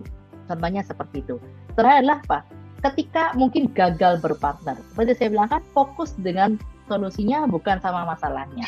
Ketika gagal berpartner, yang dalam pikiran orang punya positive mindset, dia begini, oh ya udahlah, mungkin memang bukan jodohnya saya dengan orang itu untuk berpartner. Akhirnya lebih baik kita apa? Fokus sama diri kita sendiri aja. Fokus sama diri kita sampai value kita naik, mungkin kita akan mendapatkan partner yang lebih daripada orang ini. Contohnya seperti itu kalau orang positive mindset. Nah, ini kebalikannya. Nextnya adalah kebalikannya, negative mindset. Orang yang punya negatif mindset itu adalah orang yang berpikir hal buruk dan juga hal negatif. Dia tuh merasa bahwa hidup itu merasa nggak adil. Banyak nggak orang-orang sekitar kita yang kalau ada apa sedikit ngeluh, apa sedikit marah, apa sedikit tuh kayaknya bawaannya pakai emosi gitu kan. Belum lagi emosi tingkat dewa gitu kan, pakai gebuk-gebuk, pakai kasar. Pernah nggak ketemu orang kayak gitu di sekitaran kita? Banyak kan. Nah, cirinya ada apa? Seperti yang saya bilang, selalu mengeluh. Selalu komplain tanpa alasan, tanpa dia mikir lagi panjang. Pokoknya yang penting dia marah dulu, komplain dulu, baru nanti intinya gas dulu, curhatnya belakangan, intinya begitu ya lah ya. Nah, terus yang orang yang negatif mindset adalah apa? Fokus sama yang namanya masalahnya, bukan fokus sama solusinya. Jadi kebalikannya. Kalau orang positif mindset fokus sama solusinya, kalau orang negatif fokusnya sama masalahnya. Jadi kalau misalnya nih ya, contohnya kayak di kantor, dimarahin sama si bos. Yang dia fokusin apa? Gila ya, bos itu bener-bener ya kurang ajar banget ya, nyebelin banget ya. Nggak tahu apa, aku udah capek, begadang, udah sampai kurang tidur, udah sampai begini, udah sampai begitu. Bla bla bla bla, itu ya maaf dulu pokoknya tidak sedih. Tanpa dia tahu gitu kan. Bisa jadikan bosnya itu ngomong sama dia karena ada alasan. Tapi dia nggak bisa berpikir seperti itu. Karena apa? Karena dia punya negatif mindset sendiri. Dia fokus sama gimana nih masalahnya. Oke. Terus ciri yang lain adalah dipenuhi dengan namanya rasa ketakutan. Orang yang punya negatif mindset itu karena dia ngerasa hidup itu nggak adil, akhirnya dia takut. Mau ngelangkah apa aja dia takut. Dalam pikirannya adalah apa? Nanti kalau begini gimana ya? Nanti kalau begitu gimana ya? Akhirnya muncul orang yang punya negatif mindset, kebanyakan rata-rata dia munculnya apa? Muncul dengan yang namanya overthinking, pemikiran berlebih, dan akhirnya ujung-ujungnya stres karena banyak yang namanya ketakutan. Contohnya adalah misalnya nih ya, ditawarin pekerjaan sama teman, padahal temannya teman baik, niatnya juga baik, tapi karena punya negatif mindset, pikiran apa? Enggak lah, kan aku itu udah umur ya. Nanti kalau misalnya masuk, bisa-bisa diomongin apa aku sama anak buah. Bisa-bisa aku udah ngomong sama teman-teman, udah umur, pasti kerja, bla bla bla bla bla. Belum masuk itu udah ditolak gitu loh, udah banyak penolakan, udah dalam pikiran dia, udah banyak ketakutan dalam pikiran dia. Karena apa? Ya karena punya pola pikir negatif itu sendiri, karena rasa takut itu sendiri. Terus contoh yang kedua apa? Dapat kritikan pedes dari orang lain. Itu berasa kritikannya itu menyinggung sama diri dia, bukan yang namanya menghibur. Dia malah nggak sedih bahwa itu menyinggung diri dia, menyinggung harga diri. Karena apa? Karena pola pikir yang buruk itu sendiri, pola pikir yang negatif itu sendiri, akhirnya ngebikin dia tuh kayak bikin frame dalam hidup dia sendiri. Bikin frame dalam hidup dia, oh nanti kalau aku begini, bakal begini. Padahal tuh semuanya nggak ada. Semua itu hanya ada dalam pikiran aja. Yes, dalam pikiran aja gitu kan. Bukan yang benar-benar kayak kita, oh ya pas jadi. Karena terkadang itu yang kita pikirkan sesuatu belum terjadi loh. Tapi kalau orang yang punya negatif mindset, itu seakan-akan semuanya sudah terjadi dan atau akan terjadi gitu loh. Nah, itu adalah negatif mindset. Nah, next adalah victim mindset. Nah, ini sering banget loh kita temuin. Dimanapun, bahkan sekarang juga banyak banget. Berpikir seolah menjadi korban. Pernah nggak ketemu sama orang nih? Coba saya tanya dulu nih. Atau Pak Andrea boleh bertanya sama yang lain. Pernah nggak bertemu sama orang yang ada apa-apa itu selalu ngerasa kayak, ya aku kan datangnya bukan dari keluarga kaya raya. Aku kan datangnya... Nah, seperti itu. Banyak kita jumpai orang-orang seperti ini. Banyak kan. Jadi dia tuh selalu berpikir, pola pikir adalah pikir sebagai korban. Dia itu sampai dia itu hari ini adalah karena korban orang lain, korban keadaannya, atau korban orang tua, korban kiri kanan. Itu ya dia merasa bahwa dia itu pola pikirnya sebagai korban. Pokoknya aku adalah korban. Jadi kalau misalnya dia nggak sukses, dia selalu menyalahkan apa? Oh ini karena orang tuaku yang nggak bisa didik aku. Terus kalau misalnya dia nggak dapat pasangan, ini pasti karena teman-teman aku nih, lingkungan aku nih. Intinya dia menyalahkan dirinya orang lain, bukan diri dia sendiri, katanya gitu. Atau nggak introspeksi diri dia sendiri. Saya langsung sedih. Kok langsung sedih? Kenapa? Pasangan langsung sedih ya. Mungkin Bu Neneng mau curhat sedih aja gitu kan, biar sedikit lebih plong. Neneng sing marahi. Sebenarnya itu Bu Neneng sendiri perasaannya itu. Oh betul. Saya nggak mau jawab ya. Ya jadi perasaan, karena bersih perasaan sendiri ya. Karena memang orang yang punya mindset seolah jadi korban, dia akan menyalahkan apapun dalam hidup dia. Kalau misalnya dia nggak sukses, dia nggak dapat pasangan, atau mungkin sudah menikah dia belum punya anak, atau mungkin misalnya dia dapat kerjaan, tapi kerjaannya kok nggak bisa kayak orang lain yang lebih tinggi, atau mungkin orang bisa sekolah tinggi, tapi kok dia nggak. Kenapa? Atau nggak closing itu juga kadang-kadang menyalahkan keadaan. Menyalahkan keadaan. Menyalahkan orang lain ya. Itu bisa dirubah. Bisa dirubah. Jadi cirinya adalah suka menyalahkan ya, tadi saya bilang. Jadi semua pokoknya adalah nyalahin orang dulu. Pokoknya nggak mau ke diri sendiri, nyalahin orang dulu. Jadi seperti kayak orang bilang tunjuk orang dulu, pokoknya sisanya baru ke diri kita. Terus setelah cirinya adalah apa? Menggunakan senjata aku tuh korban untuk cari simpati. Pernah kan? Kalau misalnya nih, kita ambil contoh berhubungan pasangan aja deh. Ketika dalam pasangan pernah dong, tiba-tiba dia ngerasa gini, aku tuh korban loh. Kamu tahu nggak sih, aku tuh korban. Orang tua aku yang bikin aku jadi begini. Akhirnya ngebikin aku tuh nggak bisa sayang sama aku, bla bla bla segala macam. Pernah nggak ketemu kayak gitu? Wah, Ada. Orang yang nggak mau berpikir positif thinking ya kayak gitu. Orang kalau mau berubah kan ini hidupku, kan aku harus berubah. Kan begitu. Enggak, biasanya nyalahin. Ini gara-gara kamu. Nah, bukan gara-gara kamunya sendiri yang nggak mau berubah begitu. Iya, betul. Wah, itu keren banget loh Ibu. Tadi Ibu jawabnya keren banget Bu, benar-benar. Adik-adik. Nah, ya benar. Jadi memang kalau orang yang punya victim mindset itu atau berpikiran sebagai korban, dia akan menyalahkan orang lain lebih dulu. Ya, pokoknya lebih dulu orang lain dulu, baru ke diri sendiri. Nah, cirinya adalah apa? Suka mengeluh. Sama.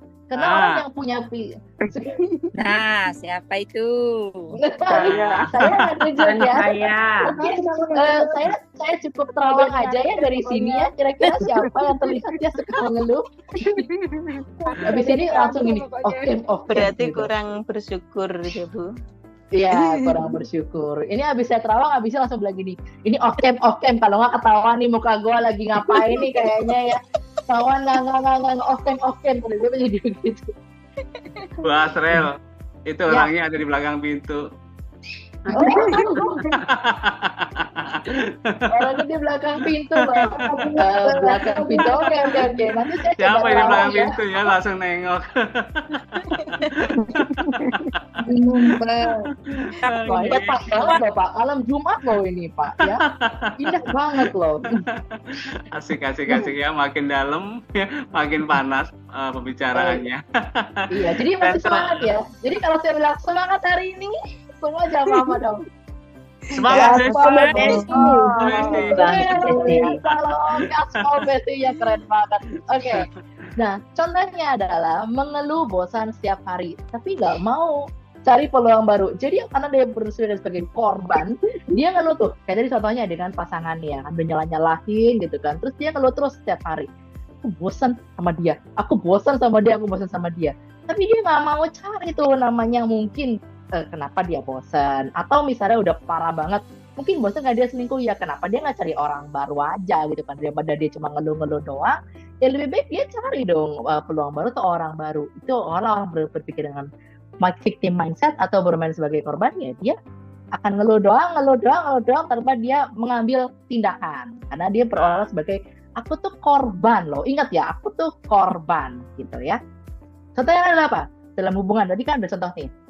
Menyalahkan partner, rekan kerja atau pasangan terlebih dahulu atas apa yang terjadi. Jadi kalau misalnya pasangan itu nggak seberapa kelihatan. Paling kata adalah ketika kita berpartner dengan orang dalam bidang bisnis atau pekerjaan.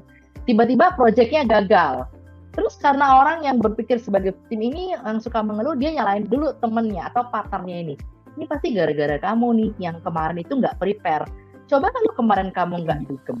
Coba kalau kemarin kamu nggak jalan-jalan sama pasanganmu. Pasti hari ini proyeknya goal. Coba kalau kamu kemarin misalnya beribadah. Pasti akan hari ini proyeknya jalan baik. Tapi karena kamu nggak beribadah, tapi karena kamu ini, karena kamu itu, dan segala macam. Pernah nggak bertemu orang seperti itu? Atau mungkin ada yang mau sharing punya partner, rekan kerja atau pasangan seperti itu? Ini boleh banget sama papa kalau mau sharing. Begini.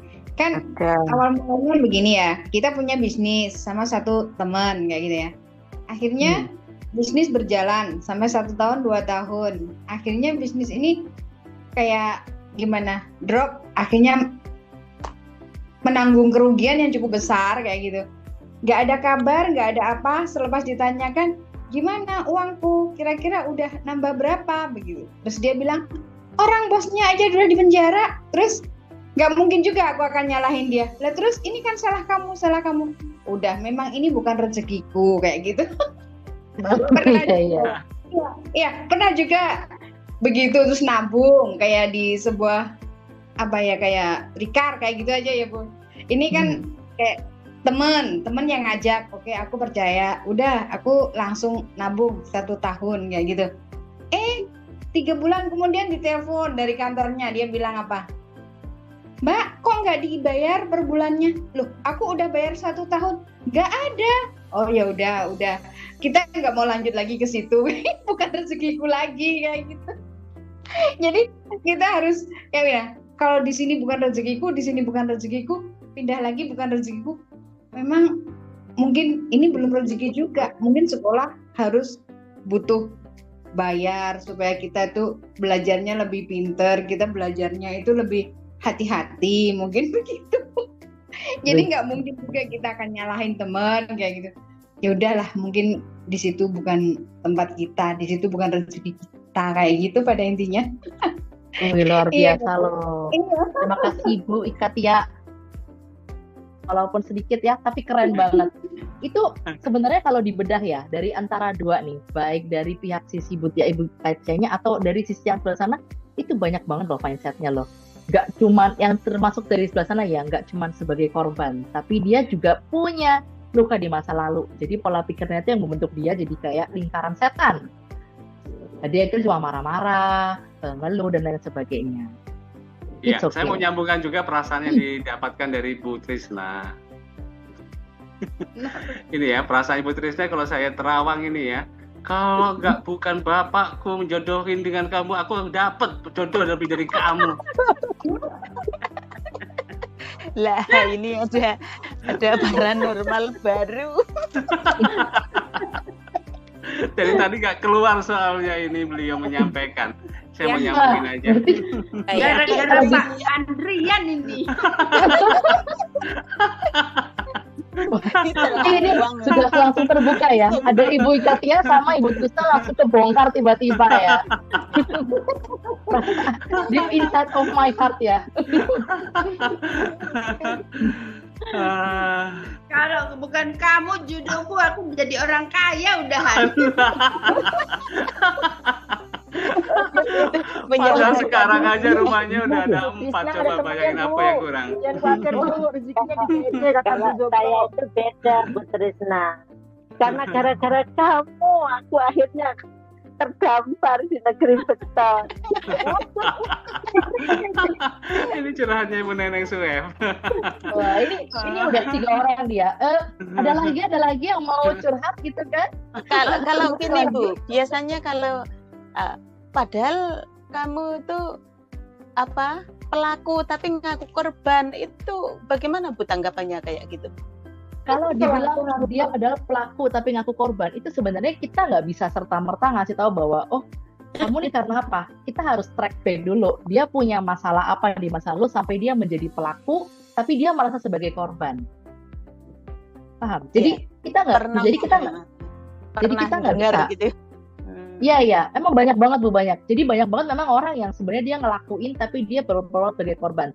Tapi nih ya, kalau saya nggak mau jawab, tapi sebenarnya itu semua bisa dibedah terlebih dahulu. Kenapa? Karena terkadang orang itu sebenarnya berawal dari sebagai korban dulu baru menjadi pelaku. Bukan dia pelaku menjadi korban. Nah, semua itu bisa di-track back dari dia punya luka di masa lalu. Apakah mungkin dia pada saat masa lalu. Nah, ini juga dari kasar dulu nih.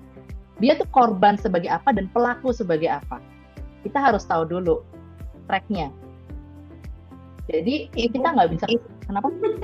Paling cinta ya. Paling cinta kalau perkara gitu. Kalau pelaku ngaku korban itu biasanya begini. Aku tuh udah dibohongin sama si A. Sekarang aku mau kembali lagi sama si mantan. Korban. Jangan dong balik sama mantan. Kok balik mantan? Wah, berarti ini kayaknya ada yang korban love bombing atau gaslighting sepertinya. Kalau mantan masa lalu gitu loh. Iya, biasa. Mas Rel, ini kita sudah segmentasi 15 menit mengenai victim mindset ya. Maaf lagi. Bos lagi nganter makanan. Sepertinya kita mau bikin lagi episode berikutnya yang khusus untuk victim mindset. Oh iya, betul ya. Ini sebenarnya oh iya, karena sebenarnya berperilaku sebagai orang ini apakah jadi korban atau jadi pelaku, itu semua harus dilihat dulu track record di belakangnya. Kita nggak bisa serta-merta gitu kan, dan ini banyak banget alasannya. Apakah mungkin zaman ketika sebelum dia menjadi pelaku, dia adalah sebagai korban. Korban dari siapa nih korbannya? Apakah dari orang tuanya, dari lingkungannya, dari apanya? Dan korban itu sendiri harus di-track semuanya segala macam. Jadi kita baru bisa ketahuan nih, ini sebenarnya akarnya dari mana, kenapa dia itu menjadi pelaku padahal itu seolah menjadi korban. Jadi semua itu harus membedah dulu Pak. Gitu. Jadi kita harus bedah terlebih dahulu sebelum kita memberikan jawaban yang tepat seperti itu. Ya, Bu Esther, sebelum kita masuk ke segmen berikutnya, kita mau cari pendapatnya Pak Freddy Krisnawi. Ini beliau dari Surabaya. Pak Krisna, masih bersama kami Pak Freddy? Pak, tadi pada saat gaspol besti semuanya perempuan, kok ini ada yang cowok, ini saya lihat siapa nih, saya Pak Freddy. Yes. Bapak semangat loh berarti. Semangat Pak Freddy ini. Salam kenal ya Pak Freddy ya. Oke, ada tambahan atau masukan atau pertanyaan kepada narasumber Ibu Estrel? Ya, yang tadi disampaikan banyak kita alami dalam kehidupan sehari-hari ya Pak. Jadi benar, Pak. Ya, cuman selama ini kita nggak ngerti kalau ternyata mindset itu ada macam-macamnya. Yes. Saya kira cuman mindset positif sama negatif aja. Plus minus ya Pak. Iya. Ternyata banyak faktor yang mempengaruhi ya. Betul. Menarik dia itu Pak Freddy. Iya. Minus negatif. Baik Pak Freddy, terima kasih atas pendapat yang disampaikan. Kita kembali lagi kepada narasumber. Silakan Bu Astrel. Oke, terima kasih Pak Freddy untuk pendapatnya. So kita next ya. Jadi sebenarnya memang sebelum saya lanjut, saya mau kasih dulu bahwa mindsetnya memang ada banyak banget, dan satu orang sendiri itu bisa punya 3-4 mindset. Kalau misalnya sampai nggak dalam kondisi yang lurus ya. Jadi misalnya gini, orang ini bisa punya victim mindset dalam keadaan tertentu, orang ini bisa punya abundance mindset, dan orang ini bisa punya positive mindset atau scarcity mindset. Semua itu tergantung dari ketika situasional pada saat itu. Tapi orang bisa punya satu mindset kalau dia jalan terus bersama dengan mindset itu sendiri. Lengkap ya. So next-nya, ini adalah yang terakhir adalah creator mindset. Ini adalah kebalikan dari victim mindset, yaitu bertanggung jawab sama diri sendiri. Kalau tadi nggak bertanggung jawab, ini bertanggung jawab sama diri sendiri. Nah, cirinya adalah dia itu berani berbuat, berani bertanggung jawab. Contoh nih ya, yang lagi sering banget kita dengar nih, bisa menghamili anak perempuan. Waduh, tiba-tiba kok jadi menghamili, panjang. Nah, bisa menghamili anak perempuan atau dalam hubungan dia bisa bertanggung jawab ya. Jadi dia berani berbuat, berani melakukan dalam tanda kutip itu, dan dia mau menikahi orang itu. Itu contoh ada orang yang punya creator mindset, salah satunya ya. Terus ciri yang kedua adalah tidak suka menyalahkan. Jadi daripada dia menyalahkan, karena dia tahu nih perbuatan dibuat oleh diri sendiri, berarti dia bertanggung jawab sama diri sendiri. Dia menyalahkan diri sendiri dalam tanda kutip ya. Bukan menyalahkan dalam arti negatif, tapi menyalahkan dalam arti introspeksi diri sendiri. Nah, seperti introspeksi diri sendiri. Contohnya adalah berani keluar dari lingkungan toksik dan mencari lingkungan baru yang sehat. Banyak nggak kita sekitar kita tuh bertemu atau kita berada dalam lingkungan yang toksik, ya kita bilang, oh ini kayaknya sih teman baik sih, teman kecil sih. Kita kayak berusaha untuk memaklumi, menormalisasi, oh ya teman kecil lah, mungkin orangnya aslinya baik, nggak kayak gini, aslinya itu sebenarnya dia ramah sebenarnya, padahal sebenarnya nggak seperti itu. Jadi dia tidak berada di lingkungan toksik, tapi karena dia punya creator mindset, dia itu berani untuk keluar dari yang namanya, aku kasih batasan. Ini lingkungan nggak bagus buat perkembangan mental aku. Ini lingkungan nggak bagus untuk perkembangan fisik aku juga, gitu kan. Yang isinya cuman marah-marah, isinya cuman negative vibes gitu kan, bukan positive vibes tapi negative vibes gitu kan. Isinya cuman marah-marah, ngomong kasar, gibahin orang. Akhirnya karena kita punya mental masih mau sehat, ya udah kita berani untuk ambil langkah, lebih baik aku kasih batasan sama lingkungan ini dan aku keluar aja. Atau contohnya adalah pekerjaan. Sudah terbiasa dengan zona nyaman karena dia merasa bahwa dia itu adalah pola pikir sebagai pencipta, dia mau keluar dari zona nyaman itu, dia mau cari yang baru, dia mau berinovasi. Jadi dia berani bereksplor yang baru, dan dia berani juga untuk mengambil namanya resiko. Mungkin pernah bertemu orang seperti itu? Sering. Pernah. Sering. Sering. Sering ya. Nah, jadi memang mindset itu mempengaruhi sama yang namanya cara kita memandang sesuatu. Tadi kan mindset adalah pola pikir. Jadi sangat mempengaruhi bagaimana cara kita memandang sesuatu, bagaimana cara kita berucap, sekaligus juga bagaimana cara kita bertindak. Tadi kan banyak banget nih yang curhat nih ya, bisa tahu dong bahwa itu sebenarnya pola pikir ya. Kalau misalnya daripada begini lebih baik begini, daripada begitu lebih baik begitu. Itu adalah pola pikir yang kita ubah gitu kan. Nah, jadi seperti kayak judulnya, mindset kuat, bisnis hebat. Pertanyaannya adalah gini, bagaimana cara membentuk mindset yang kuat dalam tekanan bisnis? Mungkin sebelum saya lanjut, ada yang tahu nggak tekanan bisnis itu apa aja? Bisa disebutin nggak? Ada yang mau sebutin? Tekanan bisnis itu seperti apa? Tekanan bisnis. Tekanan bisnis itu kayak gimana ya? Yang sepertinya yang selalu target kamu harus begini, kamu harus begitu kayak gitu. Jadi lagi kamu bangun toko di sebelah buat toko satu lagi gitu, itu kan tekanan juga. Atau suara-suara bahwa kamu tidak pantas di bisnis yang ini gitu kan, mempengaruhi pola pikir kita gitu, bisa seperti itu. Atau kamu tuh harusnya begini gitu, padahal kita tahu yang itu salah gitu. Umpamanya kita itu sudah di jalurnya gitu, terus dia bilang bisnis yang ini nih sekarang lagi lemah, kamu jangan gitu, padahal kita udah yakin ini yang ini gitu. Itu masuk tekanan bisnis nggak, Bu? Bisa, tapi harus dilihat dulu. Nah, tekanan bisnis itu sebenarnya gini. Kompetisi. Ya, bisa itu juga, betul. Nah, jadi tekanan bisnis itu memang banyak banget. Tadi yang Ibu Trisna jawab, dan Ibu juga tadi juga itu adalah benar sekali. Tekanan bisnis setiap orang itu berbeda-beda ya. Ada yang tekanan bisnis dari segi finansial, banyak utang di mana-mana, yang nggak kunjung selesai utangnya ya. Terus atau juga persaingan, tadi kan ada benar juga tuh dengan Bapak tadi juga persaingan. Terus komplain sama dari namanya komplain customer atau operasional lah ya. Itu kanan juga loh ya. Terus juga ada lagi ekspektasi yang berlebih. Dan yang paling sering adalah apa? Tekanan bisnis dari lingkungan dan juga dari keluarga. Pernah nggak kita berasa ketika kita lagi bisnis, tiba-tiba kita ribut, ternyata kita misalnya gini, kita mau ketemu sama klien nih, tapi ternyata sebelum kita mulai kita ribut sama pasangan kita, atau kita ribut sama anak kita, atau kita ribut sama orang tua kita, atau bahkan kita ribut sama saudara kandung kita sendiri. Pernah nggak seperti itu? Sering. Sering, Bu. Sering langsung kayak gitu ya. Kadang suami belum merestui itu juga ada. Nah, itu juga tekanan. Oh, itu tekanan ya. Itu curhatan ya, Bu. Saya nggak pernah ngalamin itu, Mbak. Bu Trisna, itu aman buat kita, Bu Trisna. Kita nggak ada tekanan. Karena nggak ada suami. Langsung disegel loh, itu aman loh, Bu. Yang diceritain suaminya siapa? Ini suaminya siapa ini? Ya, jadi bisnisnya banyak banget kan ya. Operasional bisa, atau tekanan bisnis dari apa? Sebenarnya yang paling gampang tekanan adalah apa? Tekanan dari diri sendiri. Iya. Kita mau maju apa enggak ya? Maju apa enggak ya? Maju apa enggak? Nanti kalau kita maju jadinya begini. Tapi kalau kita nggak maju, kita penasaran. Itu tekanan juga loh, tekanan mental tanpa kita sadarin. Jadi tekanan bisnis paling kuat adalah dari diri sendiri sebenarnya. Iya. Tapi nggak apa-apa lah.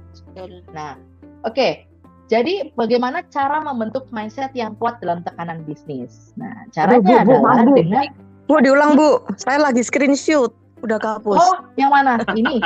yang ini. Ya. Oke. Oke. Bentar. Oke, sudah, makasih. Oke. Bu Silvi. Ya, Pak. Empat-empatnya ini adakah tekanannya kepada Bu Silvi semua ini? A, B, C, D-nya? Iya, Pak. Ada ya tekanannya semuanya, termasuk dalam diri sendiri ya. Iya, Pak, tekanan batin. Tekanan batin. Tekanan batin. Ini kalau tekanan batin ini harus ditanyakan ini apa yang menjadi tekanan batin itu kayaknya. Itu mungkin harus dilepaskan terlebih dahulu nih kayaknya ya. Oke, jadi boleh kita lanjut ya? Boleh, silakan. Lanjut, Pak.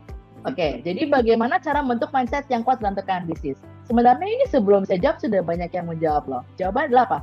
Dengan mengubah cara pandang terhadap tekanan itu sendiri. Tadi kan udah dijawab ya contohnya ya. Kalau misalnya begini, jadinya daripada begini lebih baik begini aja gitu kan.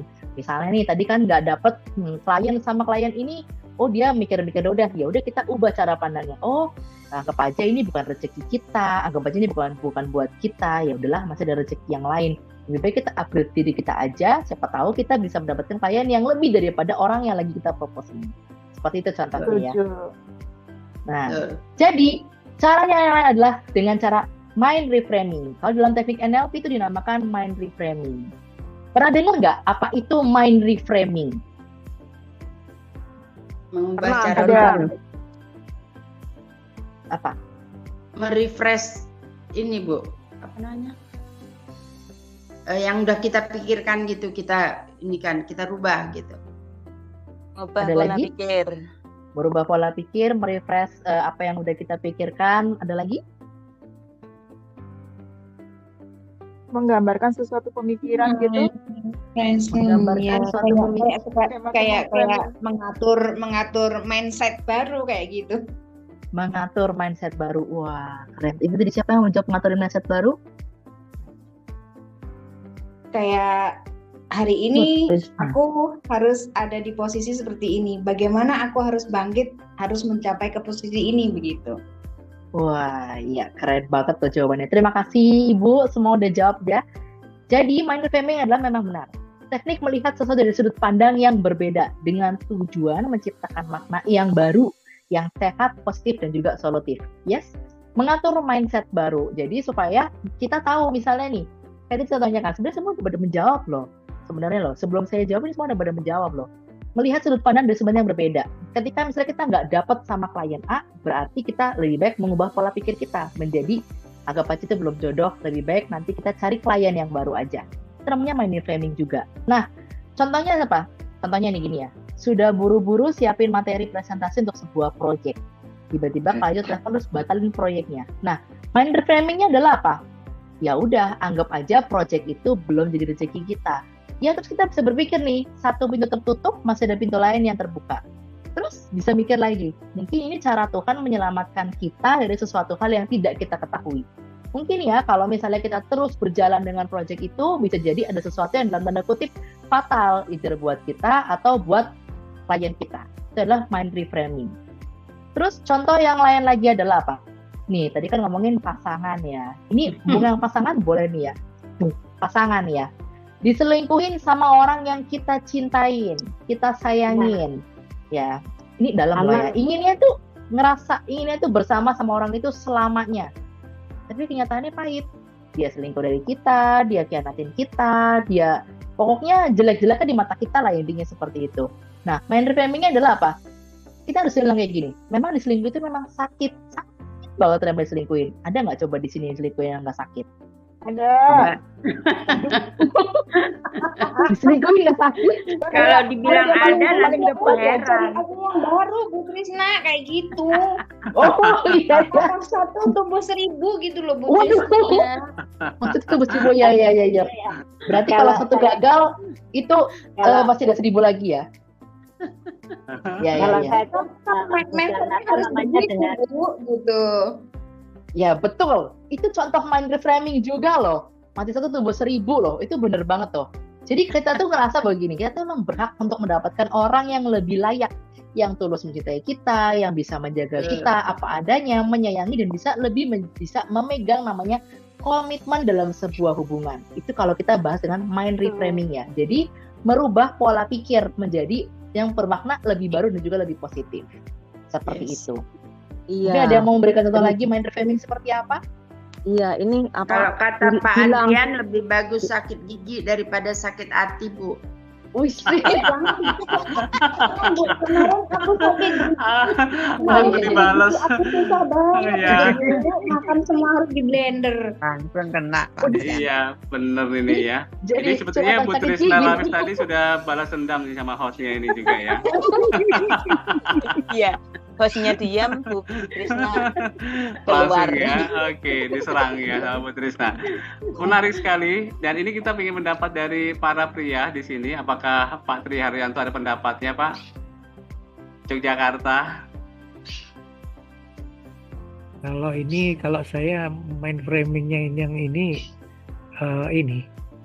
seperti yang tadi ceritakan, kita mempersiapkan suatu presentasi. Ternyata presentasi kita itu dicuri atau istilahnya dijiplak, ditambahkan, kemudian dia mempresentasikan bahwa itu produknya dia. Hasilnya dia, ya itu ya. Iya, semacam apa ya itu ya. Contoh itu kan kebetulan orang yang kita ajak kerjasama itu loh. Oh, baik. Menjadikan banget itu. Jadi sebuah pengalaman ya dalam membangun bisnis ya Pak Tri Haryanto ya ini. Jadi harapannya juga dari sisi Pak Haryanto sendiri mind reframing-nya gimana Pak? Ya kalau saya pengalaman waktu itu seperti itu ya saya biarkan dia berjalan sendiri dan ternyata akhirnya dia kepentok juga. Pada akhirnya juga tidak sukses juga karena ya. Dia kan tidak meng-create pekerjaan itu dari awal. Karena dia dia cuma menjiplak Pak, bukan pinter. Dia kan menjiplak. Kalau menjiplak kan nggak tahu awal-awalnya gimana, di tengah-tengahnya gimana, tahun-tahunnya kan di depan aja begitu. Jadi akhirnya mindset dia tumbang juga. Pada intinya ya kayak karma, apa yang kamu tanam jelek ya tumbuh jelek kayak gitu. Baik, terima kasih Pak Haryanto tadi menyampaikan unek-uneknya dari Yogyakarta dan juga sudah ditambahkan juga dengan baik ya dari Bu Katia dan kembali lagi ke Bu Astrid. Iya, terima kasih Pak Haryanto udah memberikan pendapat ya. Memang kunci cuma satu ya, harus ada ilmu ikhlas ya, atau ilmu kalau orang Jawa bilang ilmu legowo, lapang dada. Karena dengan lapang dada itu bisa berkaitan juga dengan tadi Ibu Ika bilang. Semuanya ada karma gitu kan. Apa yang kita tabur akan menjadi apa yang kita tuai. Sesuai banget ya. Dan juga seorang follower ya, atau seorang hanya yang bisa pencuri tidak akan bisa sama dengan seorang inovator atau seorang kreator. Ya, bener ya. Jadi mind framing dari Pak Haryanto itu benar-benar banget keren. Terima kasih Pak Hari udah Hari atau Haryanto? Terima kasih udah memberikan pendapat ya. Oke. So, nah, mind reframing. Mind reframing itu tuh banyak orang mengira tadi gini, itu adalah menyangkal sama yang namanya kenyataan.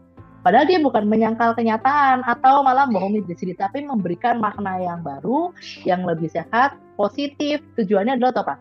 Untuk memberikan ketenangan dan juga kedamaian batin. Kan bener kan? Kalau misalnya kita sudah ikhlas, kita legowo, oh ya udahlah, kita punya pola pikir yang baru, yang positif, ujung-ujungnya kita nggak bakal tercipta yang namanya rasa dendam dalam hati. Bener nggak Pak Adrian? Bener banget. Betul sekali. Ya, betul kan? Jadi nggak ada yang namanya rasa dendam, karena semua itu dilakukan dengan ya udah kita ikhlasin aja, kita legoin aja. Tujuannya kan sama, untuk memberikan ketenangan dan kedamaian batin dan juga mental, itu paling utama ya. Nah, pertanyaan selanjutnya adalah teknik NLP untuk mengolah stres dan fokus. Apa saja teknik NLP untuk mengolah stres dan fokus? Mungkin ada yang tahu di sini? Kita nggak usah bahas tentang NLP-nya deh. Kita bahasnya secara general aja. Ada yang tahu nggak? Gimana caranya untuk mengolah stres dan fokus? Kalau saya ya, pernafasan ya, Bu. Jadi kayak macam kita lebih tarik ulur nafas, keluar masuk gitu. Jadi untuk bisa lebih membalancekan mindset kita dan pemikiran kita gitu. Maaf ya Bu Trisna, saya potong. Ya, nggak apa-apa. Ya, oke. Boleh. Apa lagi? Ada lagi yang mau jawab? Kalau saya sih berpikirnya segala sesuatu yang kita alami pasti ada rencana Tuhan yang indah di belakangnya gitu. Jadi kalaupun stres itu sia-sia aja gitu, karena yang akan kita dapat sesudah stres itu adalah yang terbaik dari Tuhan. Luar biasa. Spiritual ya ini jatuhnya berarti ya. Ya. Ada lagi yang mau jawab? Iya, kalau seumpama kita stres tuh, apa untungnya sih stres kayak gitu? Jadi sebelum kita stres kayak gitu, pada intinya kita berpola pikir positive thinking aja dulu gitu. Mungkin kalau sekarang kita diuji dalam keadaan seperti ini kayak gitu, mungkin ambil aja hikmahnya kayak gitu. Jadi mungkin sekarang ini pembelajaran, besok nantinya akan berjalan lebih baik lagi. Fokus ke satu tujuan yang lebih baik kayak gitu aja intinya. Jawabannya semua keren banget loh, Ibu Lilik, Ibu Ika, Ibu Trisna, terima kasih semua yang udah menjawab ya. Yes. Jadi kalau dalam NLP benar sesuai banget ya. Namanya anchoring positif. Teknik menggabungkan antara kondisi emosional dengan rangsangan tertentu, sentuhan, gerakan, suara atau kata-kata. Serta ini dengan pernapasan juga. Pernapasan itu memang benar-benar dibutuhkan banget ketika kita lagi dalam kondisi yang stres. Terus juga dibutuhkan lagi dalam kondisi apa? Ketika kita mau fokus. Tarik nafas pelan-pelan, hembusin lagi pelan-pelan. Nanti lama-kelamaan kita akan merasa bahwa oh ya kita relief, lega, kayak nggak ada apa-apa, nothing happen gitu kan. Contohnya adalah, misalnya lagi bad mood nih, kita ambil yang paling general aja. Kita lagi bad mood nih, pernah nggak mengalami? Kita lagi bad mood, lagi marah banget, rasanya kayak jengkelnya luar biasa gitu. Kayak pingin makan orang rasanya ya, bukan makan makanan, tapi makan orang gitu kan. Orang perempuan biasanya gitu kan. Begitu. Kenapa Bu? Orang perempuan biasanya kalau mau ada tamu itu kayak gitu Bu. Oh iya. Kalau lagi bener-bener stres atau bad mood, kalau saya sih pilih nangis kenceng-kencengnya kayak gitu, tapi mulutnya ditutup sama kain yang kira-kira orang nggak denger gitu aja udah. Intinya kalau udah nangis lega gitu. Nah, setiap orang kan punya setiap orang sendiri aja punya bad moodnya masing-masing ya. Ada yang bad moodnya marah, ada yang tadi seperti Ibu bilang bad moodnya adalah nangis, terus diem aja yang nutupin pokoknya semua orang gak denger gitu kan. Terus ada juga yang pengen makan orang, kenapa Bu? Makan banyak ada yang gitu makan. Biasanya. Nah, ada yang makan banyak gitu kan. Bukan makan orang lagi, makan banyak gitu kan ya. Makan banyak gitu kan. Malah gak ada yang makan kadang-kadang. Nah, itu malah ada yang nggak mau makan, itu kan banyak malah nggak mau makan. Ada, iya betul. Nah, ada juga yang apa? Pengennya marah-marah aja. Kenapa? Pengennya marah-marah aja. Nah, pengennya marah-marah. Ada juga yang pengen nonjok orang. Coba, pernah nggak ketemu orang kayak gitu? Pengen nonjok orang rasanya. Ada saya Bu. Oh ada. Kok curhat ya? Jadi kalau pengen nonjok orang itu gimana sih perasaannya coba? Ibu Lili kan pengen nonjok orang, gimana perasaannya pengen nonjok orang gitu kan ya? Ya, kalau nggak ada orang nonjok tembok aja Bu. Nonjok tembok. Cepat terasa. Iya, Jadi kalau ini nggak ada sambil orang banting bola aja. sambil Bu Astrel menyelesaikan materinya, ini juga belum ada pertanyaan yang masuk, dicicil aja pertanyaan-pertanyaannya, nanti segera akan kita bacakan setelah Bu Astrel menyelesaikan materinya. Ya, silahkan Bapak dan Ibu, apa yang sudah ditulis, apa yang sudah dicatat, tuangkan dalam chat ini untuk nanti kita bisa langsung jawab setelah Bu Astrid menyelesaikan materinya agar menyingkat waktu juga. Silahkan. Oke. Nah, sebenarnya di bad mood ya. Jadi bad moodnya banyak banget ya. Tiap orang punya bad mood tuh masing-masing berbeda-beda. Nah, ketika lagi bad mood, pernah nggak tiba-tiba kita dengerin lagu kesukaan kita sendiri nih? Misalnya nih, kalau bad mood, nangis-nangis, denger lagu kesukaan yang jingkrak-jingkrak, disco, gitu kan. Ujung-ujungnya sambil disco-disco, terus jadinya joget-joget, gitu kan. Tiba-tiba hilang moodnya, gitu kan. Dari yang tadinya pengen nonjok orang, pengen makan orang, gitu kan. Tatonya bubar. Tadi aku abis marah, kenapa ya? Ya penting banget ya, aku marah ya. Ngapain aku marah? Nah, pernah nggak kayak gitu? Udah dengerin lagu, jadi dari bad mood, dengerin lagu, joget-joget, ujung-ujungnya jadi plong. Happy, balik lagi. Pernah nggak ngalamin kayak gitu coba? Pernah Bu. Soalnya kalau aku sih suka hobi nyanyi gitu, karena apa? So, kadang kalau lagi sepi sendiri lebih baik nyanyi, dengerin musik, lagu kesukaan kayak gitu. Nah, itu namanya adalah anchoring positif ya. Jadi ada teknik untuk pengelolaan namanya stres ya. Nah, pertanyaan lagi nih, kenapa teknik ini efektif untuk kelola stres dan juga fokus? Mungkin ada yang mau jawab gak? Kita nggak akan bahas dari versi NLP-nya deh, dari versi awami aja. Kenapa teknik ini efektif banget untuk kelola stres dan fokus? Jadi sudah mendengarkan lagu, udah joget-joget, katanya kayaknya happy banget. Pertanyaannya adalah kenapa? Karena itu kan kita yang ngatur sendiri, otak kita, pikiran kita, apa kita itu kan kita yang ngatur. Jadi karena udah dengar yang happy-happy, yang itu hilang gitu. Ih, keren banget jawabannya Bu Trisna. Terima kasih loh sudah menjawab, keren banget. Yes, karena stres itu kan kalau kita lagi stres, kita tuh ngebuat yang namanya panik. Kalau udah panik, kerasa kan kalau lagi stres tuh kayaknya apa ya kayaknya mau mikir tuh iya kayak gak bisa mikir kan, gak bisa mikir jernih. Jadi orang tuh ngomong apa sama kita kayak ih remet banget sih, bawel banget sih, nah kayak gitu kan, karena dia gak bisa fokus gitu kan. Nah sedangkan yang namanya fokus itu sendiri itu butuh yang namanya ketenangan dan juga kecerdikan dalam berpikir, supaya kita bisa bertindak dengan benar, bisa berucap dengan benar, dan juga kita bisa melakukan semua tindakan ucapannya sesuai selaras dengan benar juga. Jadi teknik itu banget sangat-sangat amat positif adalah anchor positif ya. Nah, jadi anchoring positif itu adalah sama dengan riset mental. Seperti tadi yang Ibu Trisna ngomong. Karena semua itu kita yang ngatur, ya kan? Kita mau marah, kita mau happy, kita mau kesel, kita mau apapun itu semua kita yang ngatur kan. Bukan orang lain, tapi diri kita sendiri yang ngatur. Dengan kita melakukan anchoring positif itu sama aja kita meriset mental. Contoh kan dengan namanya sentuhan atau dengan kata-kata. Ada kan ketika misalnya kita lagi bad mood nih, lagi jengkel, lagi marah, kayaknya sedih banget, galau banget, tiba-tiba ada kita muncul depan mata kita video motivasi. Langsung kayak healing, langsung kayak hilang dengan sendirinya bad moodnya kan. Oh ya udahlah, kayaknya bener juga siapa ini. Ya udah, akhirnya hilang. Itu namanya anchoring positif. Nah, jadi anchoring positif itu adalah apa aja? Ciptakan momen yang bikin kamu tenang. Caranya nih ya, salah satu caranya adalah menciptakan momen yang bikin kamu tenang dan percaya diri. Terus cara yang lain adalah tadi sesuai dengan Ibu Ika bilang, tarik nafas, terus habis itu buang perlahan. Nah, anchoring positif itu tuh bisa dilakukan dengan banyak cara. Cara yang paling sering adalah dengan yang tadi Ibu bilang itu, Ibu Ika, adalah tarik nafas, buang nafas lagi. Yang orang lakukan dengan meditasi, kalau bisa bermeditasi atau dengan yoga.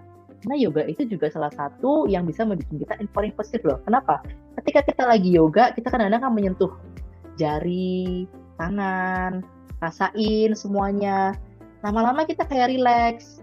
Kita ngikutin semua nih suasananya, apalagi dengan lagunya yang nenangin. Ditambah dengan misalnya ada orang yang yoga menggunakan lilin aromaterapi. juga bisa melakukan namanya anchoring positif juga. Jadi yang pertama adalah harus menciptakan momen yang bikin tenang dan juga bikin percaya diri. Seperti kayak contoh dengan meditasi bisa atau yoga juga bisa. Terus yang kedua adalah tutup matanya. Jadi anchoring positif ini harus tutup mata ya, nggak bisa dengan matanya melek gitu. Karena kalau matanya melek itu biasanya akan bayangin yang lain. Misalnya depan mata lagi ada makanan, bayanginnya aku lapar, gimana ya cara makan itu nanti supaya nggak kekenyangan, terus bisa masuk perut semuanya gitu kan ya. Jadi harus tutup mata. Terus tarik napas dan bayangin ada di momen yang tenang, hening, damai, fokus dan juga percaya diri. Mungkin kalau dari beberapa di antara di sini pernah ngikutin sesi hipnoterapi atau sesi healing terapi, sistemnya mirip sama-sama juga. Dengan cara tutup mata, tarik napas dan juga nanti buang napasnya secara perlahan. Ini ya bayangin di momen yang tenang ya, supaya menuju ketenangan poinnya ke sana. Terus setelah itu lakukan sentuhan fisik dari saya bilang, sentuhan fisik diri sendiri. Semisal nih ya, pegangan ruas jari, mengelus dada, atau menepuk bahu dan pundak. Misalnya nih ya, lagi dalam keadaan bad mood, marah, kesel sama orang gitu kan, tadi kan pengen nonjok lah, pengen apalah, terus tepuk dada sendiri dengan bilang gini, udahlah, misalnya saya, udahlah Astrel, nggak usah dipeduliin, biarin aja, anggap aja angin lalu. Ya udahlah, nanti juga ini dengan sendirinya.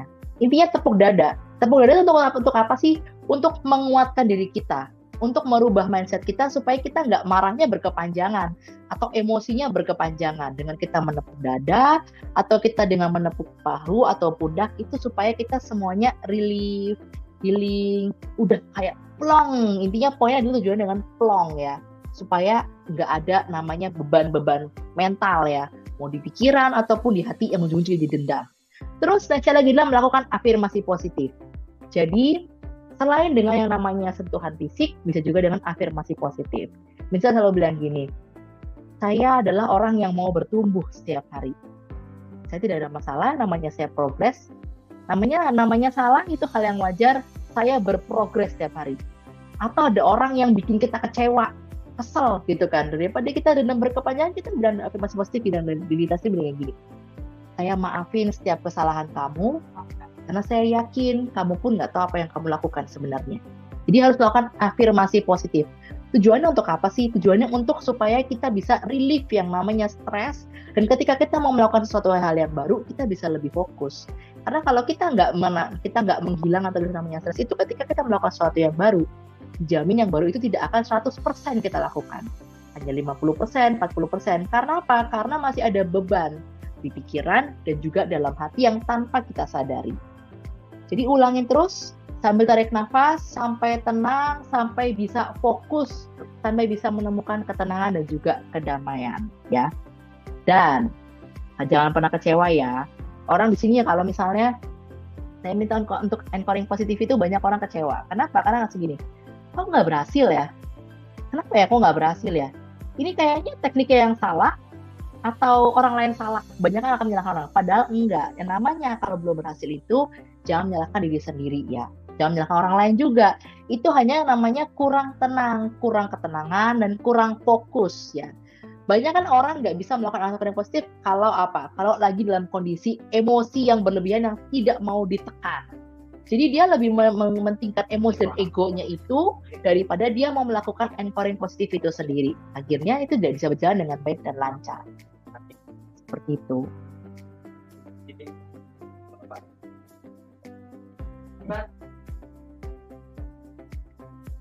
Halo? Ya. Jadi seperti itu. Oke. Sampai sini paham ya? Nah, terus pertanyaan selanjutnya adalah, gimana caranya kita membangun inner strength dan juga ketahanan emosi? Semua orang pasti punya emosi kan? Tinggal tergantung aja nih emosinya bisa kita terima dengan baik atau kita bisa terima dengan buruk. Nah, gimana caranya membangun inner strength dan juga ketahanan emosi? Ada yang mau jawab dulu nggak sebelum saya lanjutin?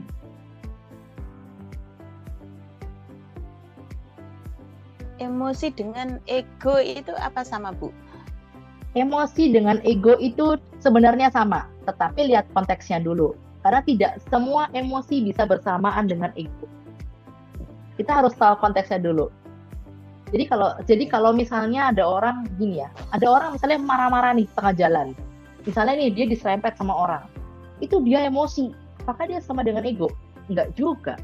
Dia itu hanya emosi. Emosinya itu datang dari mana sih? Datang dari dia yang kesel saat itu. Misalnya nih, udah terlambat, gitu kan, udah tahu kantor telat, tapi masih diserempet orang, akhirnya itu meledak.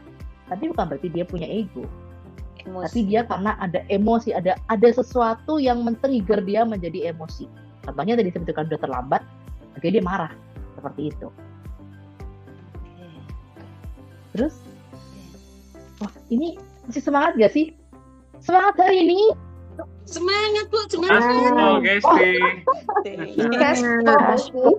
Semuanya pada tertidur. Cuman saya tadi terganggu, Bapak lagi datang ke sini nganter telur lah, nganter makanan, jadi terganggu kurang fokus. Ya, Bu Astral, waktunya sudah jam 20.47 menit, kita sudah lebih dari 15 menit karena kita kasihkan ngobrol yang serius ini ya. Iya ya. Baik. Oke, baiklah. Pertanyaan sudah masuk, kita lanjutkan dulu ya. Oke. Nah, jadi caranya membangun strategi ada dengan cara formula sadar ya. Sadar ini adalah aware alias aware. Tapi tidak ada kepanjangannya. Yang pertama adalah stop dan tarik nafas. Jadi ketika kita mau bangun ketahanan emosi, kita harus sadari dulu nih, kita harus stop dulu, kita harus tenang dulu, pelan, terus kita tarik nafas, kita buang perlahan. Emosi itu akan relief dengan sendirinya. Terus yang kedua adalah dengan amati emosi yang muncul. Jadi ketika udah ada emosi itu kita harus amatin, buat apa ya aku marah-marah ya? Ada gunanya nggak? Berasa kayak gerebutan pepesan kosong kayaknya nih.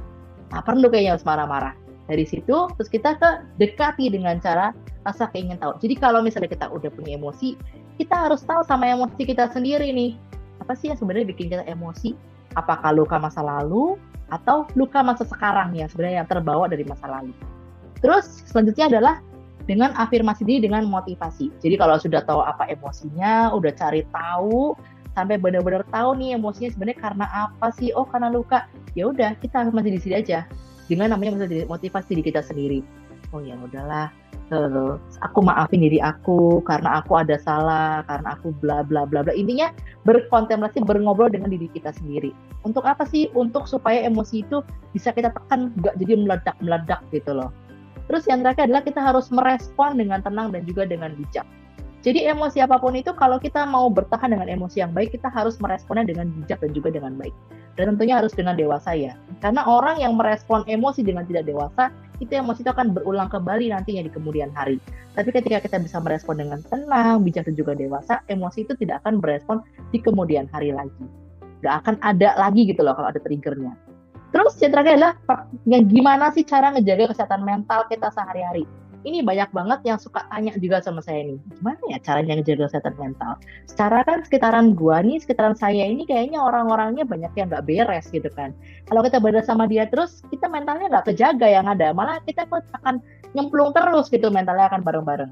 Caranya sebenarnya gampang banget, dan semua orang itu bisa melakukannya. Yang pertama adalah menulis. Pagi, siang, sore, boleh banget menulis ya. Menulis hal apa aja yang harus kita syukurin. Hal apa saja yang bisa kita syukurin nih setiap hari, pagi, siang, sore. Terus setelah menulis, kita afirmasiin positif setiap hari. Jadi kalau misalnya di rumah nih punya tembok yang kosong ya, atau apapun buku nih misalnya kita mau journaling, kita tulis aja afirmasi setiap hari. Saya hari ini mau berkembang lebih baik. Saya hari ini mau belajar lebih baik. Saya hari ini, intinya positif setiap hari. Supaya apa? Supaya mental kita lama-lama akan terbentuk dan terbangun di kemudian hari. Terus ada yang jawab olahraga, ya sama, melakukan namanya peregangan, stretching. Melakukan namanya stretching ya. Stretching itu banyak, bisa stretching olahraga, bisa cuman begini aja, atau kepala digerak itu juga bisa aja. Yang penting adalah stretching. Tujuannya atau apa? Untuk merespon tubuh supaya menjadi lebih baik. Karena kadang-kadang ada ketika kita tidur, otot kita ada yang kaku nih ketika bangun. Ketika otot kita kaku, pada saat bangun, kita aja kan marah-marah dong. Aduh, kaki gue sakit banget ini, bener-bener gara-gara bantal. Nah, saya kayak gitu kan. Nah, itu ada juga seperti itu. Tapi kalau dengan kita melakukan stretching atau peregangan, kita tidak akan yang namanya bertemu dengan cara seperti itu. Terus yang terakhir adalah, nah ini yang paling akan susah sekali ya, adalah menjauh dari yang namanya handphone. Pasti bakal ada ngomong gini, gak bisa Bu, kerjaan saya itu banyak di handphone. 24 hour itu aku harus butuh handphone. Iya, Bener banget butuh handphone. Semua orang butuh yang namanya handphone karena kita hidup dengan zaman teknologi. Apakah handphone untuk pekerjaan, untuk scrolling sosmed, atau untuk foto dan lain sebagainya. Tetapi kalau kita mau menjaga mental, kita harus menjauhkan sedikit aja, setidaknya 10 menit per hari. Untuk apa sih? Untuk supaya kita bisa refresh memori kita, refresh otak kita, supaya kita nggak benar-benar ketemu namanya mental yang nggak sehat. Kadang ada kan, lagi lihat nih, ih bos gue ini marah-marah terus deh, jengkelin banget, klien gue ini nggak ngertiin gue banget sih. Tapi kalau kita bisa menjauh sedikit kan, oh ya udahlah, kita bisa menikmati yang lain. Itu yang kita bisa bawa dengan namanya work-life balance. Jadi semua itu harus disebut seimbang ya. Terus kalau malam hari ngapain enaknya? Enaknya adalah kita evaluasi. Evaluasi pelajaran apa yang bisa diambil di hari ini. Sepanjang hari ini kita banyak melakukan kegiatan. Kita baiknya ngapain nih? Evaluasi nih, kita ngelakuin apa sih hari ini? Apa yang salah, apa yang benar gitu kan ya. Jadi ekspresi emosi apa yang dominan hari ini keluar, dan juga emosi atau ekspresi apa yang harus sebaiknya aku rem. Misalnya hari ini aku nunjuk orang, marah-marah sama orang, atau dalam tanda kutip ngerendahin atau ngatain orang tanpa sengaja. Besok nggak boleh kayak gitu lagi, gitu loh. Besok itu harus jadi orang yang lebih bisa mengontrol emosi dan juga mengontrol ekspresi. Supaya apa? Supaya orang juga tidak sakit hati orang ditemuin. Semisal contohnya seperti itu. Sesuai ya, mindset kuat, bisnis hebat. Nah, bisnis yang hebat itu bukan dimulai dari strategi yang besar ya, tapi dimulai dari namanya pola pikir yang sehat dan juga positif. Sesuai dengan nama judulnya, mindset kuat, bisnis hebat. Jadi mindset bisnis hebat itu bukan dimulai dari namanya strategi, tapi harus dimulai dari namanya mindset alias pola pikir yang sehat, positif, solutif ya, solutif juga ya. Terus mulai dari hal yang kecil. Satu afirmasi, satu pola pikir yang baru, dan juga satu keberanian untuk tidak pernah menyerah. Intinya tetap mau melangkah dengan pola pikir yang sehat dan juga positif. So, sekian dari saya. Terima kasih untuk presentasi hari ini. Wah, tepuk tangan dong dari presentasi yang disampaikan oleh Bu Astrel. Luar biasa. Presentasinya hari ini bisa memberikan insight ya, bisa memberikan makna dan manfaat buat semua yang hadir di sini. Terima kasih. Baik, terima kasih banyak Bu Astrel atas materi. Silakan kalau misalnya ada yang punya Instagram atau TikTok, boleh follow Instagram saya, dan juga kalau ada yang mau WhatsApp juga dipersilakan ya, diperbolehkan juga. Baik, jadi kita sudah masuk ke segmen akhir. Sebelum kita menutup sesi malam ini, kami ingin mendengarkan pesan penutup dari Ibu Astrelita untuk seluruh peserta Entrepreneurs Academy, dan apa pesan Ibu untuk para peserta malam ini? Silahkan Bu Astrel. Pesannya adalah kalau kita mau jadi orang hebat, kita harus ubah yang namanya mindset. Jadi harus punya mindset yang kuat dulu, mindset yang hebat, mindset yang positif paling utama. Jadi sebelum jadi orang hebat atau sebelum bangun bisnis yang hebat, kita harus punya mindset yang hebat terlebih dahulu. Itu aja sih. Yes. Jadi jangan sampai gini ya. Banyak orang itu kalah sama yang namanya pikiran. Jadi harus kita yang mengendalikan pikiran, bukan pikiran yang mengendalikan kita. Intinya seperti itu. Betul, setuju. Baik, terima kasih banyak Bu Astrelita atas pesan yang sangat menggugah dan penuh inspirasi.